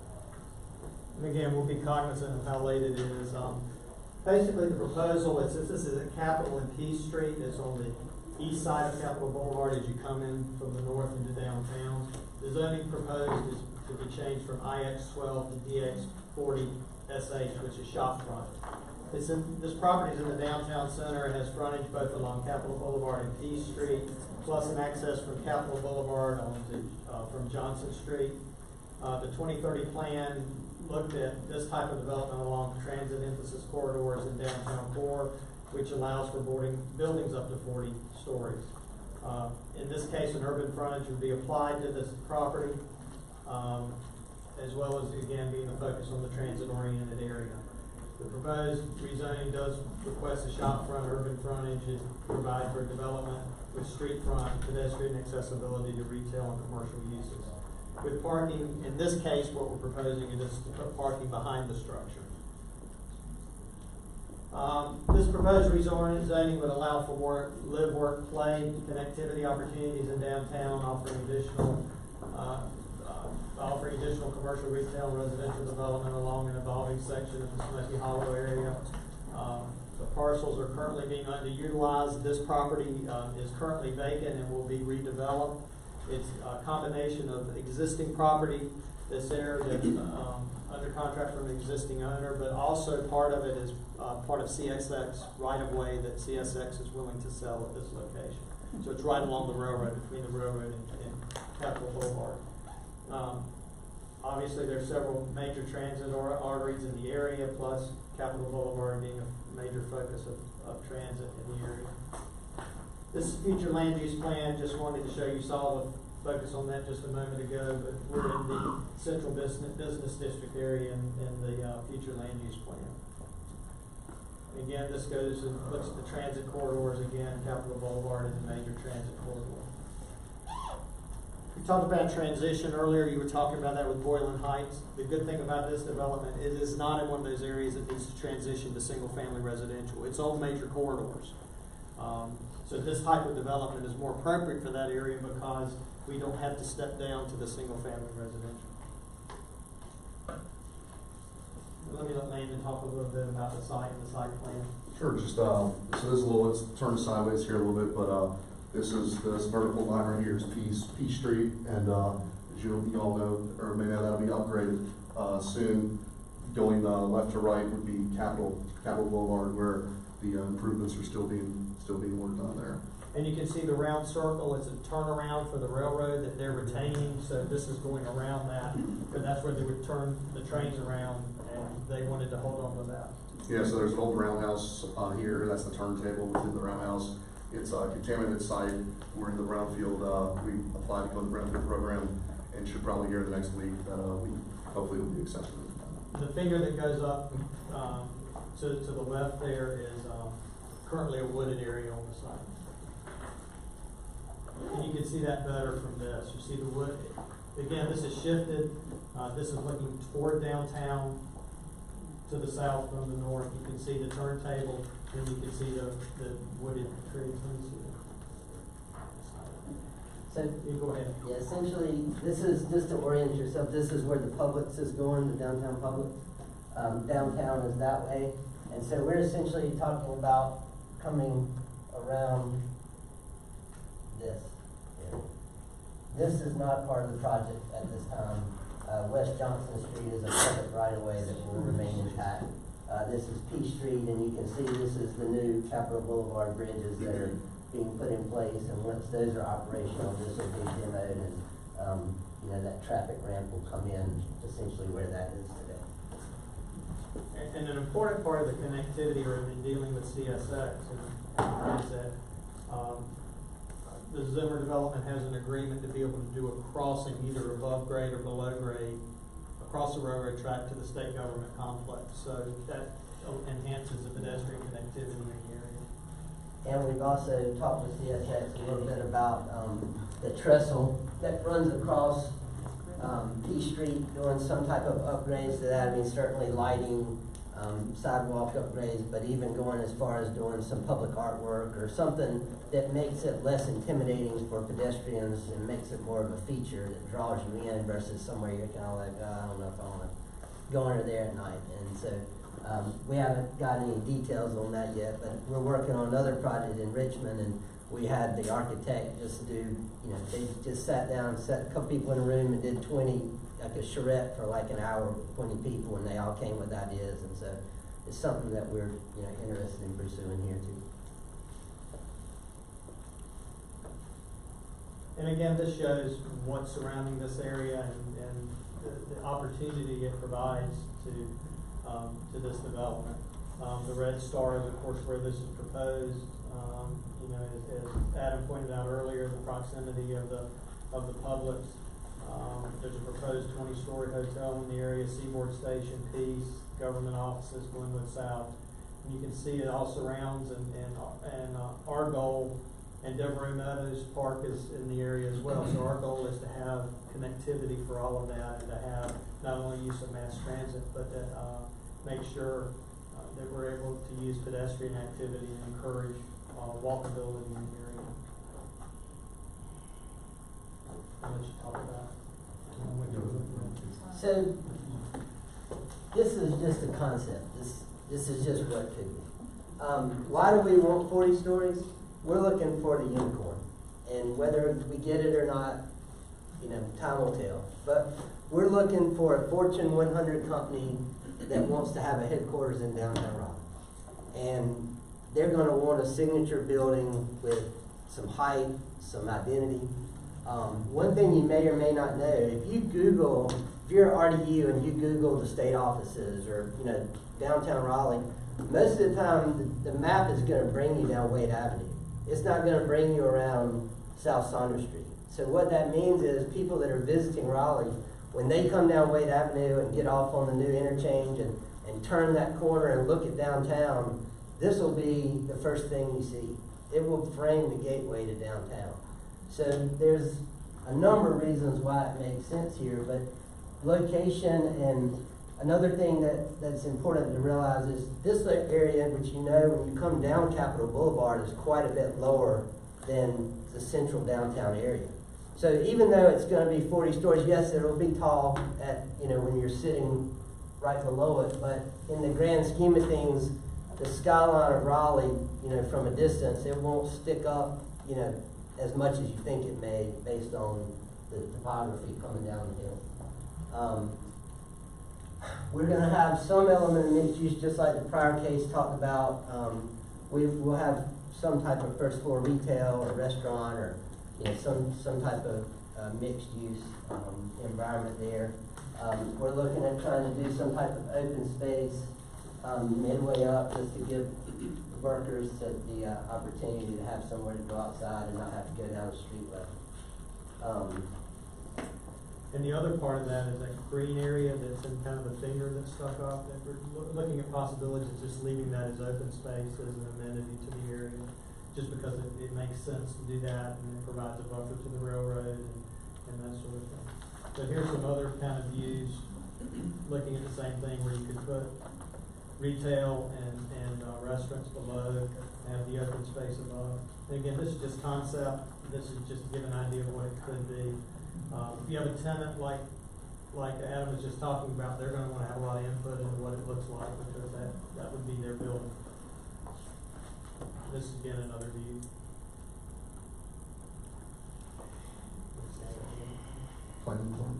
Yeah, we met with the planning department staff for a little bit, and, you know, it was a generally positive response. I love that we went in there and he said, I generally look for the reasons you can't do this based on the code, and I looked through everything, and from what I see, you know, this is a good spot for this based just on code. Now, whether public opinion thinks that's right or not doesn't matter, but you know, that from a just pure planning standpoint, I think it's a fair statement to say that they were, you know, didn't see any issues with it. You know, and people talk about traffic, and certainly, you know, depending on who you ask, the DOT project's either 25 million or 125 million. I hadn't really gotten a straight answer yet, but between that and the P Street improvements, there's a lot of traffic improvements that are happening here already to help move things along. And our main access would be off that Johnson Street in the back, so you would exit and enter directly on the Capitol Boulevard, which would keep a lot of the traffic off of P Street, which seems to be what people are most concerned about, just that more residential, neighborhoody type street. And that's the advantage of this site, is there is an existing access on West Johnson Street. You don't see it a whole lot because of all the construction activity going on right now. And a lot of this particular site has a lot of equipment on it right now because of the construction going on. But it is there and it does provide a direct access to Capitol Boulevard, which is an advantage. And these guys would love to have a bus, transit stop there. I mean, it's a great location to do that on the north end of downtown, with that access on and off really easily with Johnson Street. So if that works out, that would be an excellent opportunity. We're open to any questions. Again, this is just advisory and questions, and we wanted to bring it to you because we're, for the sake of transparency, felt it was a good idea. So when are you looking to bring this to the North Central CAC? We did an initial with North Central last month. Probably because of the thing we need to get finalized, it's probably going to end up being June because we have to get a zoning number and you guys have to have a chance, staff has to have a chance to look at it. So that's probably what we're looking at. You are officially submitting for rezoning then? We have. It's already in. There's just one part that we needed to complete the application in order for staff to be able to have it and take a look at it. Very good. Forgive my ignorance, but how long does it take to build a 40-story building? Don't ask me. Years. It'll be 2 years easily from the time we break ground. I know everyone's really wanting that Capitol Boulevard project to be done, so to start in on another one, that would be a concern. Yeah, well, we're probably, from today, we'd probably be 2 years before we even break ground by the time we go through zoning and design and permitting, and so hopefully we'll give some time to everything to settle down before we tear everything up again. But our construction would be constrained to the site, so it wouldn't be as disruptive, I think, as the road improvements would be. Yes, ma'am. I would just ask the planning to look at the utility capacity. That's a lot of square footage and a lot of people flushing in. That's all part of the process, and that's what gets into the site plan and all of that, so as we get into that. We are limited to 2 bathroom breaks a day. Be careful during the Super Bowl. Do you have your uniform yet? No, I mean, well, that's one of the, it's the chicken and the egg. It's the chicken and the egg, because it's hard to go out and say, hey, you can have this great building, but not really, because until we get the zoning in place, you're really just on hopes and dreams, So is it safe to say you won't build on spec? No, not 40 stories. Is this a voting night for that? No, this one is just, this is pure informational. We will not see this for a vote, so if you have interest in it. If you want to vote yes, then we'll take note of that. No votes if it's a no vote. It's pure interest tonight. That's all it is. But if you have thoughts about it, you can share with the planning department, with Matt and his team, so that they can add that to the record. Okay. No, I was voting yes. Thank you. Thank y'all so much. Thank you. Thank you. All right, so on the, we did not have on the agenda tonight, but the group from CAM, the rezoning project, joining us, so y'all. You're good. Yeah, Matt can answer, bring it on that. They just had a couple folks in town. If it wasn't on the agenda. We have to be okay with that. Yeah, you have to do that at the beginning of the meeting. I'm sorry. Yeah, if you begin your meeting, your agenda adjustments come when you get started. So people can know what to expect in the course of the meeting. A while ago, we were talking about this. Okay. Well, can I start things out? So, yeah, thanks for. We came and presented last month. We came back this month hoping to get a vote, but it's obviously up to the group tonight if you're comfortable doing that. We're fortunate to have John Clifford here with S9 Architecture down from New York City to present, and we have a lot more detail to provide to you tonight. Gab Smith with Cam Raleigh's here, Gary Fields. You may remember that Charles Long, who has Centerline, HG Raleigh, he's not with us. But this case is a consortium of the 3 major owners of the block next to Union Station where Cam Raleigh is. Marquita, is it? Teed up the presentation. Yes. Okay. Just to move this forward. We are right now slated to go to Planning Commission the second meeting of May. So that's, it would be great to get a vote. If not, we'll have to come back and go in June. And there's a big summer break, June, July, and August. So we're hoping to get to July public hearing if we can. Well, I'm not trying to derail you. It's just historically when stuff like this has happened, I've seen it show the council, and I like it, but I don't want to give a reason for people to vote against it just because of technicality. Sure. Yeah, I appreciate that. Again, this is it's up to the CAC. And with that, I'll turn it over to John. Hi, my name is John Clifford from S9 Architecture. I think some of you saw some early concepts on this, and we've been working with city staff and with ownership and really analyzing the neighborhood to see how this block could be rezoned to be additive to the warehouse district neighborhood. So I'm going to go through some of our analyses that we do very quickly, but whenever we look at something, we really want to get into the history of a particular area of a neighborhood and what makes that special within a particular city. So we look at the site. We look at the history and really look at this map. I think it was from 1872 in Raleigh, when it was really more of a village surrounded by farms. So there's our site with the little red arrows, and you can see the railroad had just been put in. And found this historic picture looking at the old Union Station, looking down West Martin Street toward Fayetteville Street. So our site is on the right, which is really kind of interesting when this was warehouses adjacent to the Union Station. And then looking at what's changed in the area in the last 20 or so years and the development that's happened and the transition from warehouse and light industrial to more mixed use. And then we look at different contexts and how this plays in the overall neighborhood and the adjoining neighborhoods to the south, where there are greenways planned to the new Dorothea Dix Park, and going east toward downtown. Looking at building heights that are built in the area, the colors indicate their use, and these are just the outlines of buildings that are already in the neighborhood. Our block is right here, so this is the Dillon. We're right across the street from the Dillon, occupy pretty much the whole block except for 2 small lots. And then looking at proposed developments within this immediate neighborhood, and again, shows the color and shows the height of each of the buildings around us.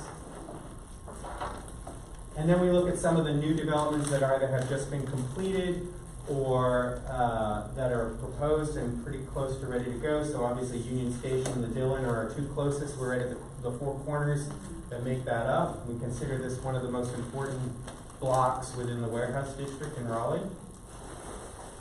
And then so we look at our block. It's relatively flat, but we have an unusual condition in that West Street comes and dead ends at the base of the railroad tracks, save for the entry into Union Station. So there's no connection to the neighborhoods south and east of here. And I think there's a long-term plan, and we're planning on our block for an extension of West Street under the railroad yard so that it will connect the southeast neighborhoods to downtown, and we're going to show you a little bit about how we're doing that later.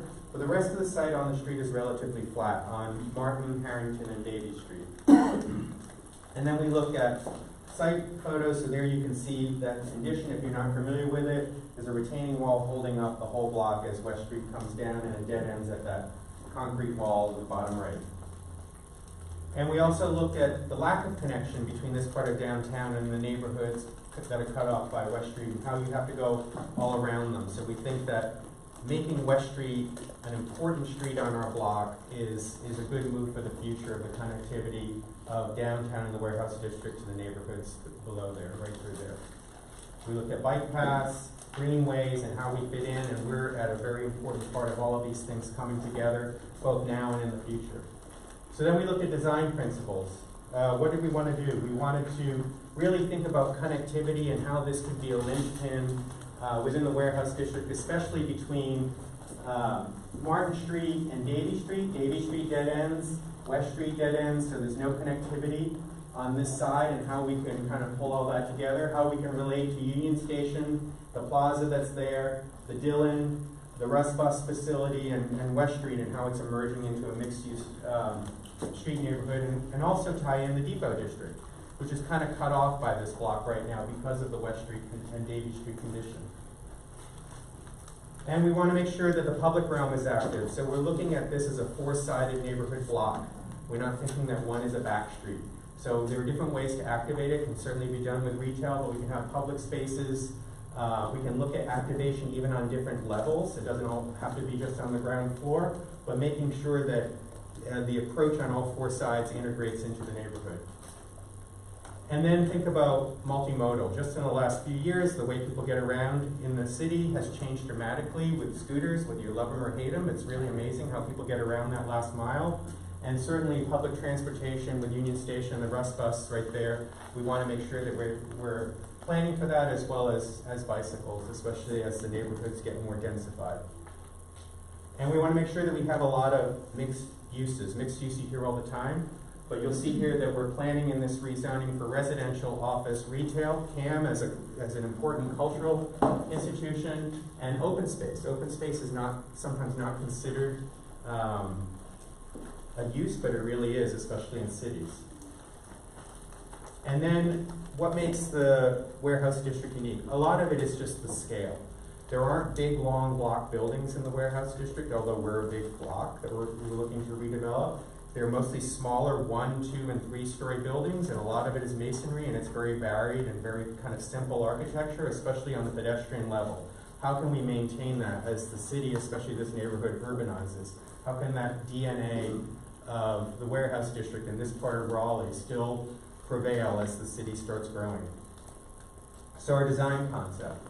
So this first drawing just shows our proposed massing, and we're working with the city on how to codify this in terms of setbacks, height, and so forth. But the colors actually mean something, they mean the uses. So the yellow in this plan is residential, the blue is office, this green right here would be CAM and cultural, red is retail. These two lots are not part of our development block. The parking is in here, and then these are signifying just the green roofs on top. So we started looking at what this would be when it started looking like a neighborhood block. We didn't want it to look like a big building or a big block. We wanted it to look like it had been developed over time, like a healthy city, and still maintain, you can see it here, this kind of character of the warehouse, this up and down and varying smaller buildings in scale. So this is what we're proposing. I'll do a zoom up shot, but we're maintaining this kind of street wall on all four streets and putting the height and bulk in the middle of the block. We're hiding the parking in the middle behind these buildings, and we're carving the building so that it climbs up so it's not viewed as a monolithic mass. So this is a little cleaner. I'm closer, I'm sorry. So this is CAM's potential new home right here on the prominent corner, and we really wanted to highlight that corner in particular because as you come from downtown on West Martin to Union Station to West Street, this is really an important corner with that terminus right here, and we really wanted this to be kind of like a gateway as you come into the warehouse district, maintaining street walls along Harrington and West Martin that are similar to what's there. I'll show you what Davies and West Street would look like under this proposed rezoning. And then on the two larger building masses, the office and the residential, using varying materials and stepping them back so it feels like the building is kind of climbing up as opposed to a monolithic block. So this is that view was a drone or a bird view. This is a human view. This is West Harrington. This is Martin. The Dillon would be right there on the right. So the same corner, CAM's new home, really even thinking about how to activate the outside of the building with space that can be programmed by CAM for events. Raleigh has 9 or 10 months of really pretty incredible weather. You can do things outside. The smaller kind of scale along West Harrington and Martin for the pedestrian experience, and then again, the mass in the middle of the block and stepped back. This is the view looking up West Street. So this is where West Street currently terminates, Union Station over here. So this is Davies right here. The depot would be right at the bottom of the page.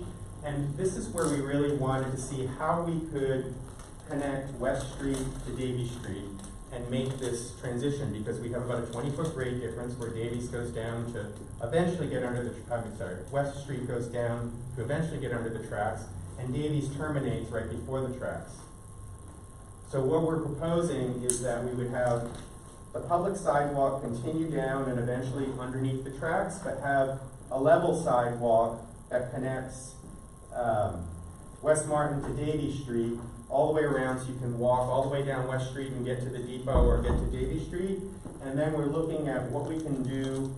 I call it the future tunnel, but there's a triangular piece of land there out in the right-of-way where the street would go under, that could potentially be a green space for a dog run or some other public space to kind of activate this whole street. And we're proposing retail and food and beverage along there, and then the office lobby would be on the very hard corner of West Street and West Martin. So again, an energy activator there.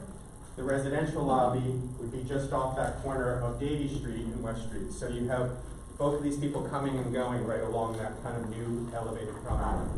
This is a little bit closer in. So the residential entry would be on Davies Street right there.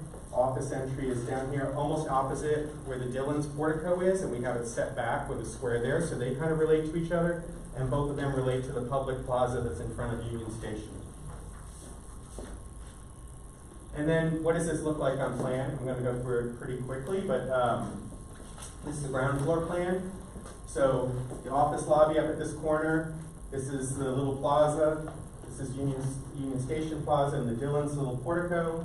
Another plaza, almost where Cam's Plaza is now on Harrington and West Martin, with Cam kind of being in the center. The pink is retail, food and beverage, green is Cam. And we're planning, for one thing, a theater here that's kind of sunken down in the middle of the block. So for performances, residential lobby is the yellow that's over here. Entries to parking right now are proposed off of Davie and off of Harrington, so that we don't interrupt, and we're keeping them discreet so we won't interrupt, especially Martin Street.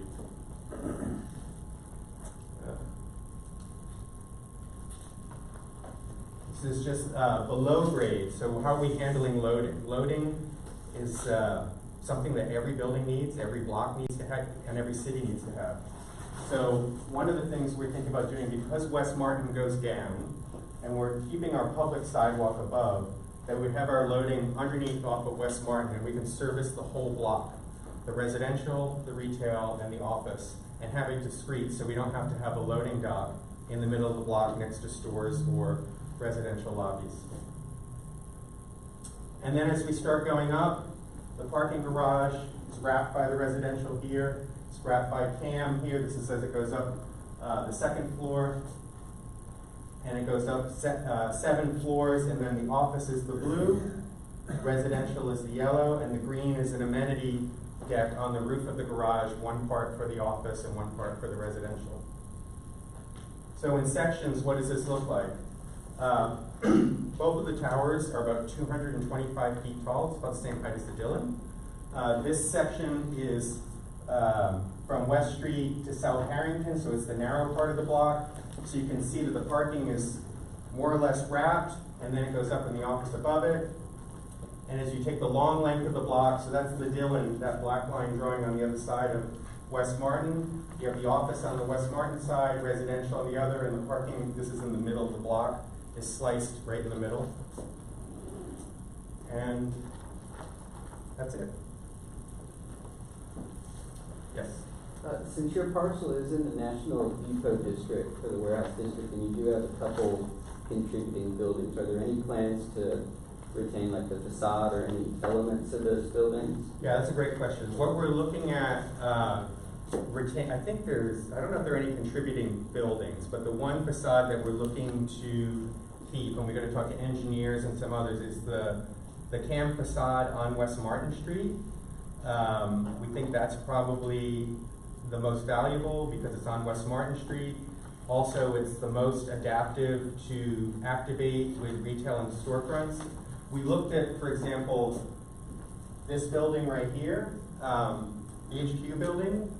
If you look at it, it's kind of been botched up over the years. There's different kinds of windows and things. Nobody can tell what's really there. And the other thing is it's not really accessible for stores and for handicap access. There's a ramp on the outside on the sidewalk. Right. So we think we can not rebuild it and copy it, but have a modern version of that kind of scale and materiality for the warehouse district on Harrington Street so that we can further activate Harrington Street. But the average person would not know that it was a new building because the scale would be the same, and we're still using that kind of one-story massing on there. Yes?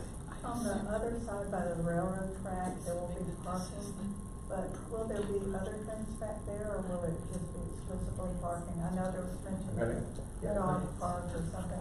I'll get it to you. I'll show you on the image. So this is West Street right here. The ground floor is going to be programmed with restaurants and retail and the office lobby. The parking, then there's a step back. There's an initial step back right here because we're doing this 10 to 15 foot wide kind of sidewalk. And then the parking garage is behind that. And one of the things that we had heard when we were just investigating about the neighborhood is the concern about parking garage lights, which I think came up in the previous thing. So, I mean, right now we're showing that there might be some kind of art installation, kind of fins on that side. We haven't really decided, but the other way to do it, as the other gentleman said, is to make sure you do full cover down lights and then the lights are up behind the spandrel panel. That's a very common problem as cities become new, and then the first bad one that gets done, everybody says, what are you going to do about the lights in your new garage? So we already heard it. Yes? That was one of the comments I was going to have, is the wall face downtown in the residential districts is illumination of the parking decks an issue. The other one that we've seen, experienced in the past and sometime in the future is the noise from the tops of buildings. If they have outdoor restaurants and nightlife on the rooftops. We were exposed to a hip hop club that used to be in that block, and it rattled the windows at 2 o'clock on Sunday mornings.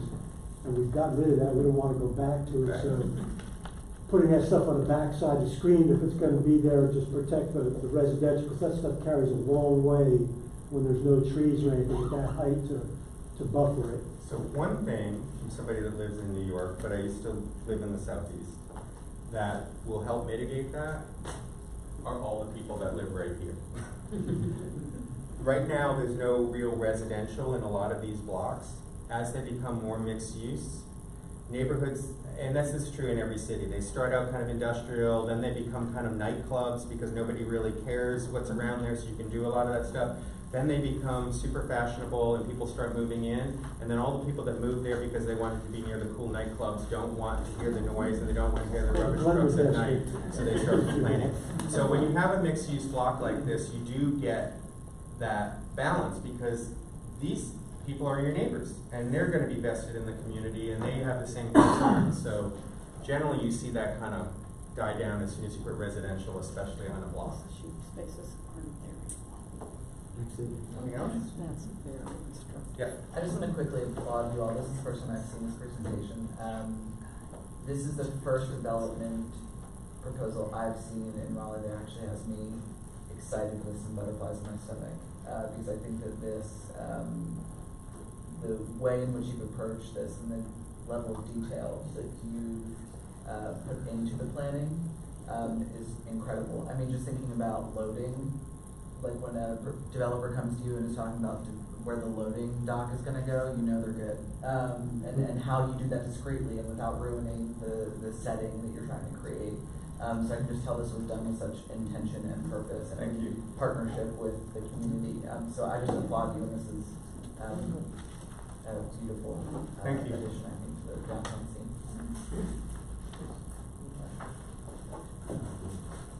So the challenge we have tonight is the one that Andy mentioned. Is that wires got crossed somewhere and we didn't get them on the agenda tonight, but they were looking for a vote tonight. And it comes down to whether or not we're comfortable having that vote tonight. Or if we prefer to postpone that, we wouldn't necessarily need to have it give us full presentation in the same way in the original one next month. But if we're comfortable tonight, that's what the applicant would prefer. Not all of our community members are here, And I would think it would be better if we postpone that for, where we have a majority vote, for our communities as well. I'm fine with voting. I mean, we, voted on Kane, and not everybody in the world was here. People who voted left, voted not the same thing. Well, they postponed that vote last time because they weren't here. Because they weren't here yet. And actually, the people from the warehouse That's the district same aren't reason. here, and they may have shown up if it had been in the agenda. I just noticed that a lot more people show up when they know about stuff.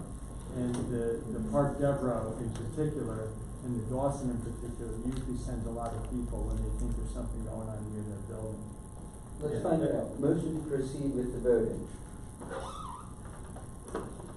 Okay, so we have a motion on the floor. Remember, that can be voted up or down if you don't want to vote. Yeah. All right, so then we have a second to the motion? No, this is the motion to. Correct. All motions still need a second. Yeah. So we have a So the second. motion is just to whether we're gonna vote. Yep, so this is a motion, whether or not we're comfortable voting tonight on this. Just to expedite this. Basically, well, so, okay, if I make a comment. Sure. Well, I mean, we have been meeting very regularly with the stakeholders in the warehouse district. I know Ann's one of the local residents, but we met with the group today and repeatedly as we refine these. Again, you know, we're also mindful of your schedule and coming back and making the same presentation, but we definitely wanted to take advantage of John being down here today. And we appreciate that, but I think we need more of our communities here. All right, so the motion and a second. All those in favor of voting tonight, raise your hand.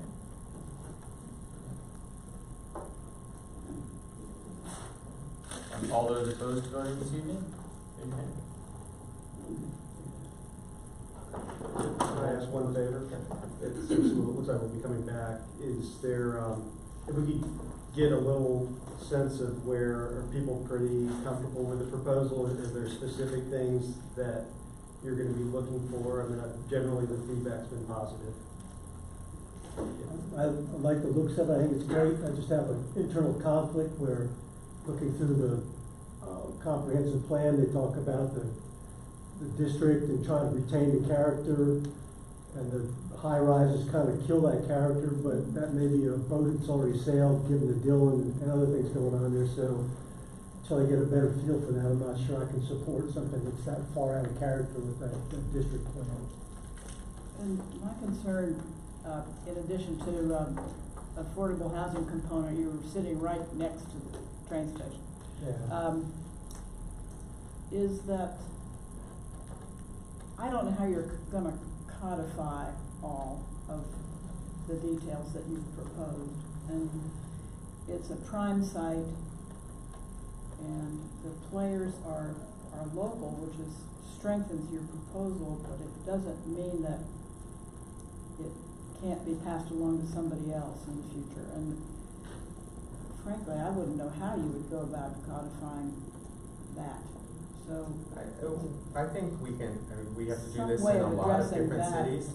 I think we will come to a way to codify it. It might not be, like, this step back might not be exactly there, but this lower level would be codified, this step back would be codified, this bigger one would be codified, the activation on the street would be codified, the materiality could be codified, the percent that is either opaque or solid, that can all be codified. And since I don't have it in front of me now, is it 20 that you're going for? Yes. And I have to ask, from this illustration, is that the proposal, the first one we looked at today? Is that the? Yes, yeah, we just sort of that's made sort a of board. blocking We just kind of had a slight plan. I didn't want to model the whole thing, but we knew approximately the height. Yeah. Yeah, that's a useful representation. I appreciate it. That was their older one, though. Yeah, I don't know if this is the latest one. We found the plan. And the same for some of the other things that we showed in downtown. We did it from public record of what was planned. The section across West Martin to the Dillon we know is accurate. So I'm with Mark. I'm having a hard time seeing where it is in the plans that we have done and that the city has endorsed. I understand that they allowed the Dillon to get built, but it doesn't seem like a match. And we've proposed the higher buildings to be, the 20 to 40 story buildings to be on the Fayetteville Street corridor and within, you know, about 2 blocks or so of that corridor. So this shifts the investment pattern very dramatically. And so I would like some conversation in between about that. It just doesn't match. It doesn't match what the city has said they want to do. That's a personal opinion. Yeah, I mean, we can talk further about that, but this is down the station area core and under the urban format in the central business district or downtown DX, it calls for taller buildings. I'm pretty worried I may be dead before that West Street comes. So anything you can do to get that road, that's our big worry as well, because the traffic and access, it's really a big deal. And part of the way the city's helping to pay for that is when these developments come in, they're going to put in a lot of the infrastructure as it adjoins their property. You heard this from RHDC, and I'm an RHDC member here, so please go back and review like what is a significant building there, because the staff at RHDC does have, I think, 2, if not just 1 significant contributing structure in that area, and it's the warehouse district. A lot of people don't know the original Union Station building in your photo. That building's still there, and pretty soon no one's going to know why it was called the warehouse district to begin with. So anything you can preserve would be helpful. My comment, the reason I'm voting tonight is because just the golden rule, I wouldn't want something voted out from under me if I didn't know about it, but I commend you on your design. It's lovely. It looks very nice. I think that as a Boylan Heights resident, I keep seeing various projects popping up, and they all sort of talk about how we're going to get from downtown to our new beautiful expensive park that we're building. But I don't see anything holistic about it. You know, there's the notion of potential connection, like Suzanne said, but it hasn't been fleshed out. We don't know when it's going to. I encourage everyone to give that transition some thought, because it's going to be a natural movement. And even when I look in your presentation here at the Greenway, it goes in a little curve, and it just these things need to be worked out really for the well-being of all in the long term. So that's my only general comment. I would like to know if we can be able to keep any of the historic value to the area, as well as how much can you be able to put affordable housing into that? Because there are still people that are doing that, and they can't afford that out of fair market value. So let me, real quick, on the historic issue, we went to RHDC, we're going back on the 21st of May, met with some folks from RHDC today to talk a little bit more in detail. There's one building on Davie Street, and then there's the CAM building, which I understand had to be qualified to get the tax credits. And so we're going to look at that, particularly the face of CAM on Martin Street, which we understand is really the most important street along with Davie, and in the warehouse district as being sort of the identity of the warehouse district.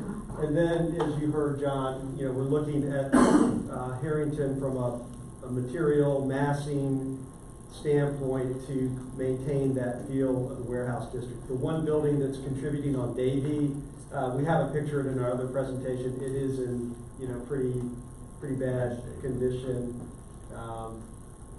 So I don't know if that one would be able to be saved. Absolutely, just any elements, because honestly, from a historical preservation perspective, it's usually worse to try and tear something down and then build something to mimic it than it would be to just, if you're going to get rid of it, don't try and make it look important. I want to be, he already heard me say this today. We don't do Disney World reproductions of historic buildings. We do a lot of work in landmark districts in New York and other cities.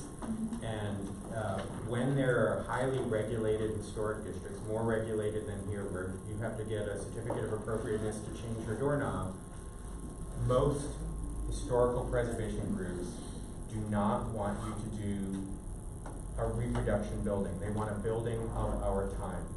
But it still has to be somewhat contextual to the district, and that's usually in scale or materials, but it can be a modern building. I mean, we've done buildings out of glass brick, a building that's all brick to mimic like a ghost building that might have been there. It's a very modern building, but it's in a historic district. So things like that, you know, you can do, and that's, I think, what we would do with these buildings on Harrington Street. There are 2 buildings that aren't owned by this, that wouldn't be part of this redevelopment right now, and they're still going to be there. And so how do these modern buildings fit in to this streetscape of 2 historic buildings, what was 1 warehouse building, and it was a warehouse building that I think has been compromised. Because warehouses weren't meant for people to be in. They were generally storing goods, and now we're trying to get people in cities. So there is a little bit of a conundrum there, but yeah. And I just, one of the reasons we brought S9 on the team is their deep experience in historic preservation and working in the context of historic districts and putting a lot of thought into that. You can see I kind of beg to differ on that, but it can be done. I took part in that pilot mill restoration, and we have the same amount of floors, we use the same brick, we even brought in timber to give it that historic view. And yet it's still a modern building. So it can be done. And this doesn't show any of the historic value of the area. these are the existing buildings. Well, it's the same building, same building. No, this was, oh, I can't get the view, let me get the view. This is what's there now, and this is existing. And what we're working on is where the CAM brick 3 loading docks are from the produce warehouse, of incorporating that into the base of the building on Westmart. So the idea is if you're standing on the street 10 years from now with this there, it will feel very much like it does today. Unless you go back and you can see over top of the low slung buildings. This is the HQ, basically the HQ building. Ends here and goes from here, and it has some vertical windows, it has some punch windows, they put in a door, they have a handicap ramp on the outside, they have their garbage cans on the street because there's no place to put them. But it's the same height, the same brick, and we were looking at maybe trying to save that building. We have to talk to the engineers to see if we can save it, but that is what that building looks like pretty much now.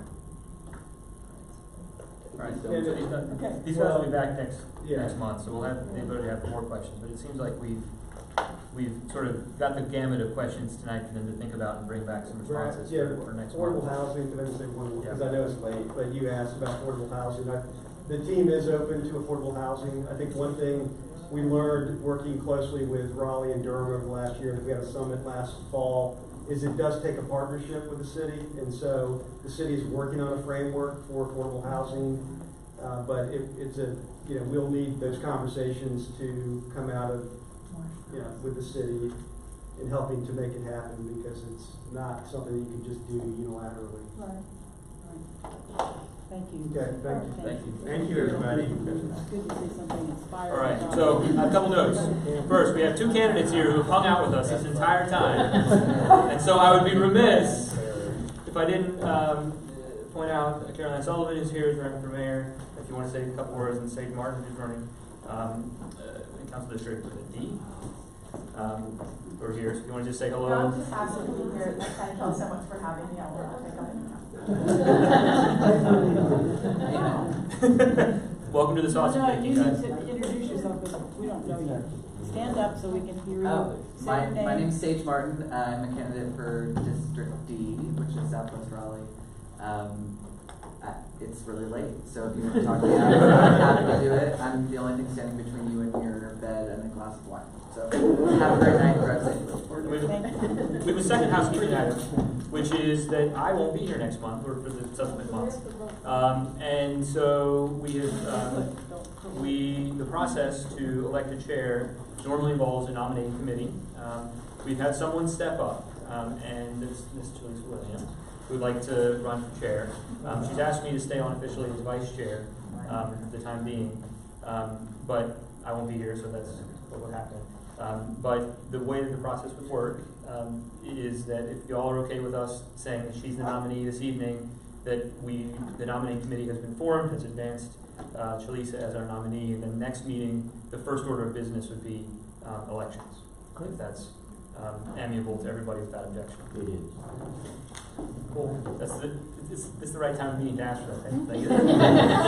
So thank you, Chalisa, for stepping up. We're really excited about having you on board, and I will see all of y'all hopefully in October.